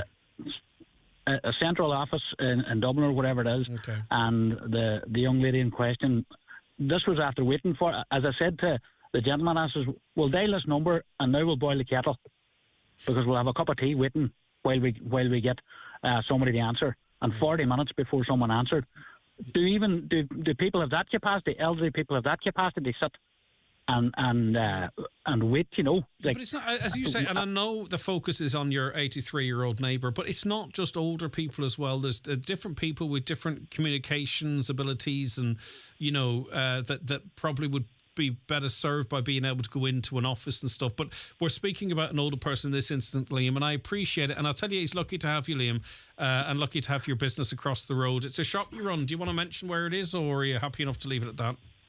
I'm happy enough to leave it at that, okay, Greg. Liam, all right. I was going to see if you wanted a plug, but anyway, I know that's not why you contacted us. Take care, Liam. Lovely, Greg. All Thanks right, for calling me. Take care. No, thank you. We appreciate the email. Just to recap, because it's just important, we've had a few texts in. This time yesterday, we're halfway through an hour of a special feature on the closure of the pastoral child and adolescent counselling services. This is the only such service for people. It's the first port of call. It can often stop people with their mental health deteriorating. People have been bereaved, loads of different reasons, bullied. They might need counselling. I've spoken personally to families of people that have that have done very well from it and went on to lead very happy and successful lives. The company needs a full-time director to provide the services, because it's grown from an €850 donation. It's grown into this massive thing with 26 counsellors, 15,000 counselling sessions over the last 6 years. Hugely important. Stopping lots of people having to try and see CAMs, and you know the difficulty people can have in that regard. And it's closing. And it's closing effectively in the first instance because neither TUSA, the HSE, or any arm of the state for that matter will not fund €60,000 in funding. A full-time director is required now because of the scale of the operation and for governance and best practice reasons. So it's going to close, and it's going to close in March. They can limp across to March, but 26 councillors are going to be let go. And the consensus was yesterday that if this goes, it can't be rebuilt. It can't be rebuilt in the way it's going to be rebuilt. So obviously, the logical thing for a show like this to do, and any show in any county would do the exact same when a service like this is about to be shut down, is they contact the local minister's office, Minister Charlie McConnell-Ogue, who obviously is at the cabinet table and has a great deal of influence, you would imagine, and also the Minister for Children, Roderick O'Gorman. I know Mr. Gorman is incredibly busy, but this is a very important issue. This is an entire county losing its only counselling services for young people. Don't forget all the surveys which show an increase in young people needing help and an increase in mental health difficulties. So we're 24 hours on, and this is not anti-anything, and this is not to expose anything, but we're 24 hours on, and we have neither a reply. Caroline, we still don't have a reply from either, no. So on this issue, we've neither a reply from Minister Charlie McConnell-Ogue's office nor even a reply from the Minister for Children's office 24 hours in, which I think is absolutely remarkable. I would love to bring anyone on with some good news, or to say, look, I'm working on this. It doesn't matter. As long as we get to a solution, it doesn't matter. But I just think it's remarkable. And I think it's important, you know, that I pass on what I know, that neither office has got back to us at all, not even just to say, right, we're looking into it, or we'll try and do this, or we'll try and do that, or even to refer us to the HSE or TUSLA or anything generic. Nothing. And yesterday we heard from the Bishop, who says this service has to be retained. We heard from Donna Harper, who very sadly lost her daughter Leona in the Creasla tragedy, and she was speaking on behalf of others who were able to access this service. Her and her sons were able to access this service. There are people continuously accessing this service. What will happen to them when it's gone? There's a waiting list of close on 400 people waiting for counselling sessions. We should be growing this. We should be saying, wow, this is a huge success. And all it would take is 60,000 and maybe a little bit more funding to... Now, don't forget also, this is a service that both TUSLA and the HSE refer to. And neither of them will provide the funding that is required to keep it going. And as I say, unfortunately, any inquiries that we've made so far, we haven't even had a response to. And that's where we're at. That's where we're at, 2024. Wednesday, 17th of January, 24 hours on. Watch the show live now on YouTube, Facebook, and at highlandradio.com. The 9 till noon show with Letterkenny Credit Union. Simplify your debts with a debt consolidation loan from Letterkenny Credit Union. Call us on 074 910 2126 or apply online via our app or in office today. Actions speak louder than words, so I'll keep the words to a minimum. Last year, thousands of people chose Seat for their new car. Why? Because with the Arona, Ateca and Tarraco, we have a stunning lineup of SUVs. And we offer a wide range of purchase options to suit your needs. To see what you've been missing out on, visit seat.ie and check out our 2-for-1 offers. Visit seat.ie. What are you waiting for? Go on. Seat.ie for our 2-for-1 offers. Heads up! Aldi price drops all over the shop. Half price, extra special Aldi savers. Vegetable burgers 4-pack, now only 89 cents. 20% off ready meals like Thai green curry, now only $2.19. Up to 45% off alcohol-free beers and wines. Strana Zero, now only 99 cents. There are hundreds of price drops all over the store. Follow the path to lower prices. Go all Aldi. Get the facts, be drink aware. Visit drinkaware.ie. Discover comfort with iHeating and Cooling, your trusted heat pump engineer. engineers and Mitsubishi approved service providers in Donegal. We design, install and maintain cutting edge heating systems. Build a lasting relationship with us through annual service and comprehensive after sales support. Contact us for a free consultation on low cost, low carbon heating solutions. Visit iheatingandcooling.ie today. Easy Living Furniture's biggest ever winter sale is on, but ends Sunday. This is your last chance to avail of these amazing discounts. Absolutely everything reduced across sofa, dining, bedroom, mattress, and accessories. It's the furniture you want at amazing winter sale prices. Winter sale ends Sunday at Easy Living Furniture, Crescent Link Retail Park. Donegal County Council is inviting the public to get involved in developing the future plans for the old courthouse in Letterkenny as an exciting tourist attraction. Find out more and get involved by coming along to a drop-in event in the old courthouse building on Justice Walsh Road on Wednesday 17th of January, anytime between 2 p.m. and 8 p.m. Dolores on Facebook says, aren't you such a lovely man, Liam? Lot of people awaiting the renewals of travel passes here in the Rosses. Hi, Greg. Listening to Liam concerning the elderly gentleman and his travel card. All the gentleman has to do is go to his local intro office, a friend, relative, alone. The elderly agency helps people. Liam may have spoken to an agent that isn't very good at their job. As for the MyGov website and your difficulty using it, you have to log in on numerous occasions for security reasons. Thank you, Peter. I understand. Sorry, I get you. But I can log into my bank account with my thumbprint. You know, I'm not saying you should be fit to do that on gov.ie, but anyway, I take your point. Please tell the gentleman to go to his local office, get it sorted out. It's no problem. He has to have his photograph taken as well. You have to make an appointment. Just call them, especially if it's the Letterkenny area. No problem. Now, Liam was told by the intro person in Dublin that there's no direct number to call. Read the public services card. I got the same letter. I went to Buncrana Welfare Office to renew. They maintained they only had one photographer on site and couldn't take my photo, so they'd write out to me with an appointment to come in. I live over 18 miles away from Buncrana. I have an appointment to come back next week. Exact same situation for me yesterday, trying to get through to the Intrio office, looking for an appointment for my mother-in-law to get her a public services card. I had to email them on her behalf, looking for an appointment, but I've had no reply. So I don't know now, do they not respond to me because I'm doing it on her behalf and data protection, etc.? It does not seem to be a sound practice. There's another person had to email on behalf of their mother. Has the email been opened? What's the normal response time? Did they ignore it because of GDPR? It needs to be a little bit more clearer. Business Matters in association with the Faculty of Business at ATU Donegal. For a career in financial governance, consider the Level 9 MA in Governance and IT in Financial Services, starting in January. Contact the Exec Ed Coordinator on 9186206 or email donald.hannigan@atu.ie today. Okay, it is Wednesday. It's the day that Highland Radio's business podcast, Business Matters, is available. And its presenter and compiler is Chris Ashmore. He's with me now. Hi, Chris. Good morning, Greg. Good to have you in. Before we get to the pod itself, let's talk a bit of news and strong growth on the recruitment front in our region. Yeah, no, it's interesting to note because we're pretty much at full employment. This company, FRS Recruitment, all over the country, they help employers find employees, but 20 of the 26 counties in Ireland had a decline in job opportunities last year. That's because there is a shortage of labour. Donegal was one of 6 counties to buck the trend. So there are opportunities out there, and in many respects, you know, you can look at it, I suppose, both ways.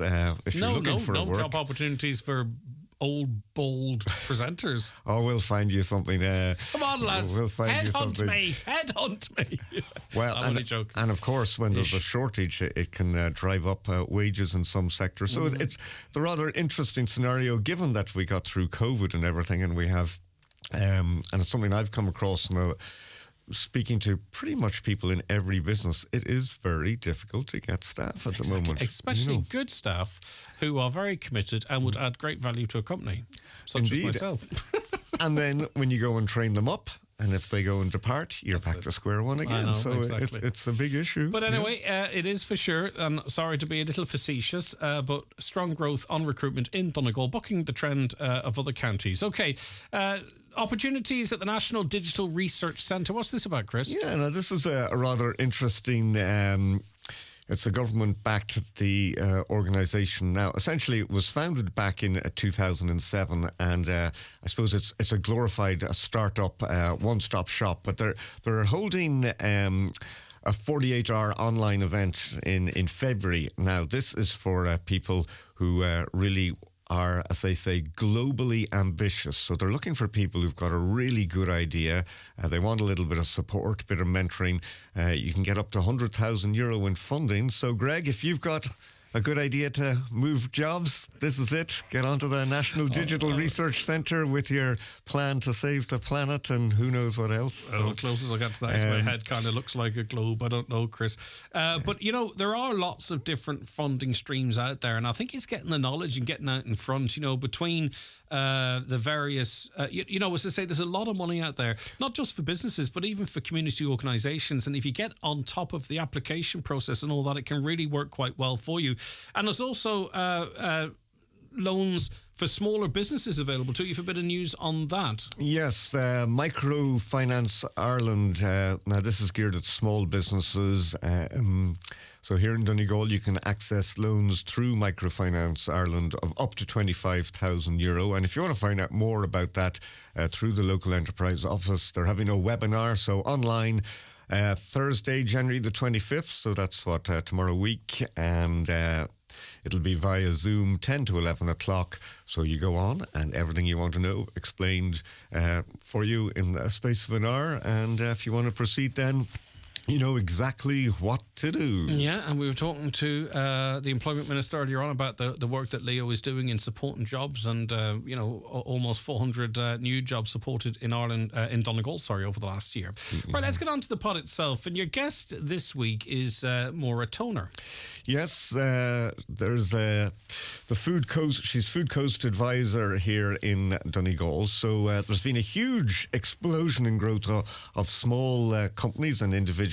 Everything from home bakes to ready meals, restaurants, chefs. And Donegal has a growing reputation as a foodie destination. There's a lot to look forward to, and a lot of the people in the sector are doing very well indeed. And Food Coast Donegal is really, it's an initiative there that helps to support and to grow this sector. And again, there is funding available, there's mentoring, and she's very much upbeat about the future. I'm excited for the year ahead. I think that we are going to have a great calendar of events. I think that our businesses will really benefit, particularly from the Meet the Producer event that we're going to run in March. And we will run that again if it is successful and if there's demand for it. It's going to be a great opportunity for the food service providers in the county to see the quality products that are being created in this county. So I'd encourage everyone to attend that, and we will issue a press release nearer the time with full information and details of where and when, as I say, early stages of planning, but it will probably be in early March, so keep an eye out for that. There's a great cohort of business people involved in the network, and you know, they're very excited about the prospects ahead for them as groups of either the restaurant chef cluster or producer clusters, and they are excited and passionate about what they do, and I think that is going to transfer into success for everybody in 2024. Yeah, going to be a lot of useful information in the full form of that interview with Maura Toner. She's the Food Coast Donegal Advisor with the Leo office, the Donegal Local Enterprise Office, and that podcast available for you right now to stream from our website or download, also on Spotify or iTunes. And there's a whole back catalogue of podcasts there. I think anyone with an interest in business or interested in starting a business, there's a lot of great advice and information. As I say, it's available for you right now. It's broadcast on Sunday too, Chris. Yes, Sunday after the 6 o'clock news. And if you want to contact me, the email address, businessmatters@highlandradio.com. And we'll see you next Wednesday. All being well, Chris, thank you very much indeed for that. Back with more after the break. The 9 till noon show is brought to you by Letterkenny Credit Union. Digital loans now available. Apply online or via our app today and get your loan transferred directly to your current account. I find that finding stuff is good. Finding that one earring down the back of the sofa. Or finding my perfect match on a dating app. I even went to India once to find myself. And at Specsavers, an audiologist helped me find sounds I hadn't heard for years. With PRSI, the hearing aids were free. I find that extremely useful. Find your lost sounds. Book a hearing test at Specsavers. Terms and conditions apply. You'll find them on our website. Tonight's Lotto jackpot is an estimated 13 million euro. So, what's the first thing you'd do at 13 million euro? That is genius. Better get a ticket soon. The National Lottery. It could be you. Play responsibly. Play for fun. At iMotors, our brand new Kia 241 range is ready to go for immediate delivery. As Donegal's home for Kia, with 7 years warranty and low finance rates from 1.9% on EV cars and 3.9% on the rest of the range. Check out our stylish and diverse range at imotors.ie. iMotors, your local Kia dealership. Eclipse Cinemas in Lifford, Strabane and Bundoran was honoured with the title of Best Family Entertainment Venue at the Highland Radio Customer Service Awards. Here are some of the reasons why. The Director's Lounge is brilliant. Homemade popcorn in a class of its own. The pizzas are amazing. The staff are friendly and helpful. I enjoyed having my hot food delivered to my seat. It's just a really class cinema. Treat yourself to a night out at Eclipse Cinemas in Lifford, Strabane and Bundoran. Imagine Broadband's January sale is here. Grab our Hero high-speed broadband package for just $49.99 per month. Act fast. Sign up before January 31st to enjoy a massive €180 in savings. Head to imagine.ie or free phone us on 1-800-938-407 to upgrade to faster broadband faster. Subject to location and availability. Minimum 18-month contract. Activation fees and annual price increase of CPI plus 3% applies. See imagine.ie for full terms and conditions. Highland Radio weather updates brought to you by Grant. Building a new home? Choose Grant's A++ rated Airona air-to-water heat pump and Uflex underfloor heating. Visit grant.ie. Now, we saw frost, icy stretches and patches of fog and freezing fog this morning. They might be very slow to clear or may not clear at all. They might linger all day in places because temperatures are just 1 to 3 degrees. There will be sunny spells and some wintry showers with light northerly breezes. Now, this morning at 8:30, because it happens every morning at 8:30, got a notification from Google Photos to look back at memories, and it was from this time last year. And this time last year, there was snow and schools were closed and people weren't able to get into work and people couldn't get out of... I seem to recall this time last year, carers couldn't get to certain places because the roads were impassable. Michelle, I mean, do you think we overreact to the weather or we're ill-prepared for the weather when it comes? What's your view? Good morning, Greg. I think we're actually ill prepared for the weather. This is nothing new. It snows every year. We have frost every year, yet nothing is done about it. There's no preparations made. Year after year, it's the same thing. A flurry of snow and the whole county stops. It's ridiculous. How has it impacted you today? We had the home help coordinator call this morning and she cancelled services for today, and she said she was possibly cancelling them for tomorrow as well. I just don't understand why alternative measures are not put in place before this happens. And have some sort of a strategy that enables people to get to where they need to go when the weather inevitably, at least once or twice a year, is like it is today. Yeah, like we had a situation here last year. You might recall talking to me where a home help had crashed her car. Yes, I do. That's exactly what I was referencing when I was introducing you. I didn't know it was you, but here we are again, Michelle. What a coincidence.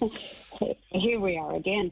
Now, we've repeatedly requested grip bins to be put in place on the braes, on the hills, because the council are telling us they're not sending up any gripping lorries because the roads are too bad, which is fine and fair enough. I appreciate that.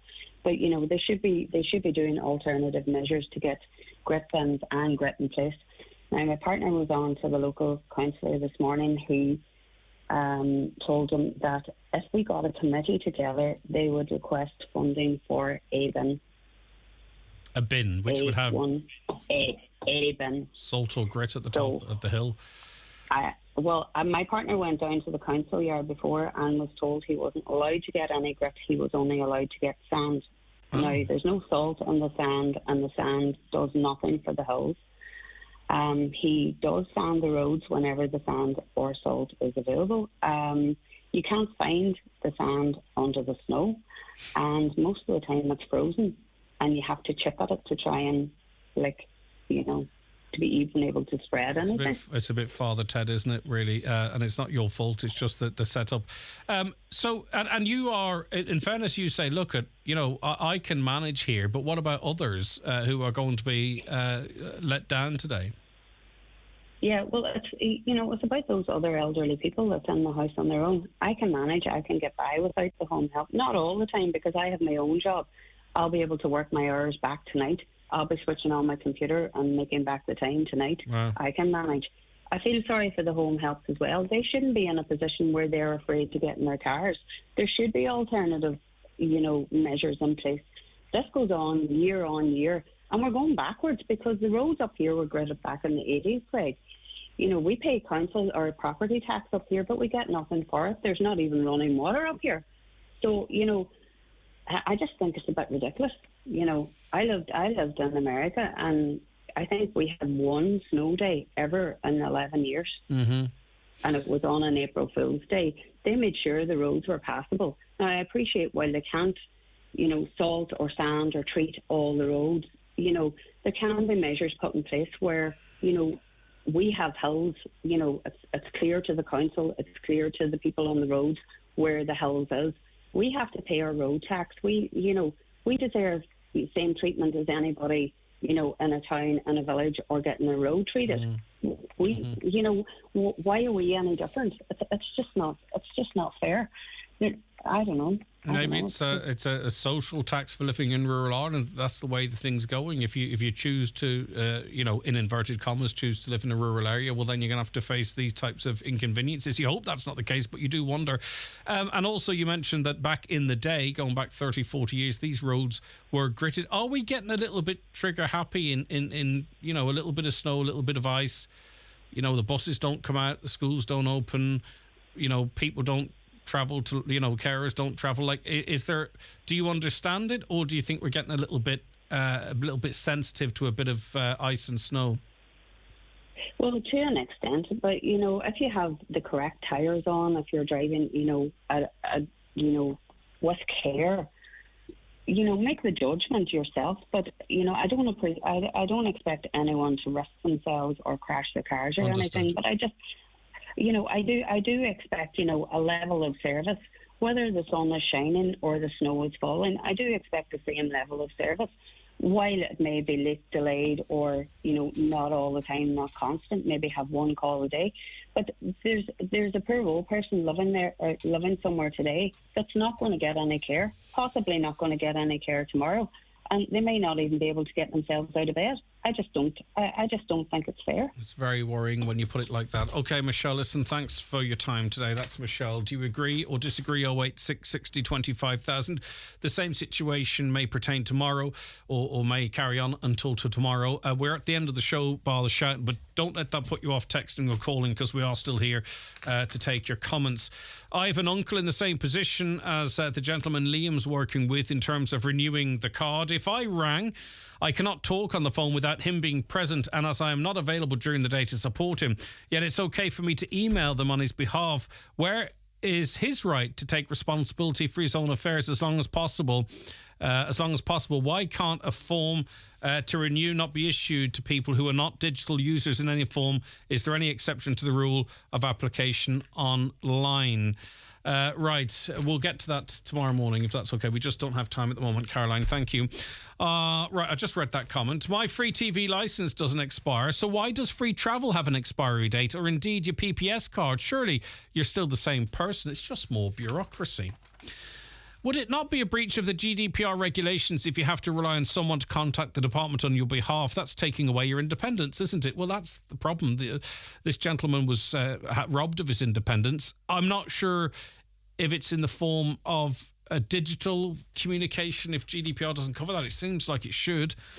Another caller says, totally agree with that gentleman. It's an absolute disgrace what they expect of the older generations that know very little about phones, computers, emails. We have the same experience with our parents, but luckily we're there to help.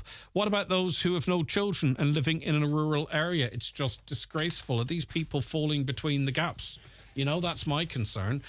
I'm in the same situation with online. I'm just not great. My niece had to do it for me and it still wouldn't take the photo. I had to make an appointment in the office to get it done, and when I went in, they said it's a regular issue for them that people have. I think that whenever your card is up, that they should renew it for you. I've been trying to update my service card since November and it's still not sorted. The medical card is renewed every 2 years. The bus pass and services card should be renewed the same way. AIB are able to renew your card automatically. Why don't the social welfare do the same? It's hard for older people to navigate services online, and again, not just older people. Hi Greg, this comes in from John. Driving from Buncrana to Clonmany 1 hour ago, roads have been gritted from Buncrana as far as the North Pole, bar Dumfries. However, from there to Clonmany, the road's covered with snow and ice. Who is responsible for gritting the Clonmany road? It's not being gritted, and this is a common occurrence, and on it goes. Listen, we're back with more for you tomorrow morning at 9. Thank you so much for supporting the programme. I really appreciate it and for getting involved.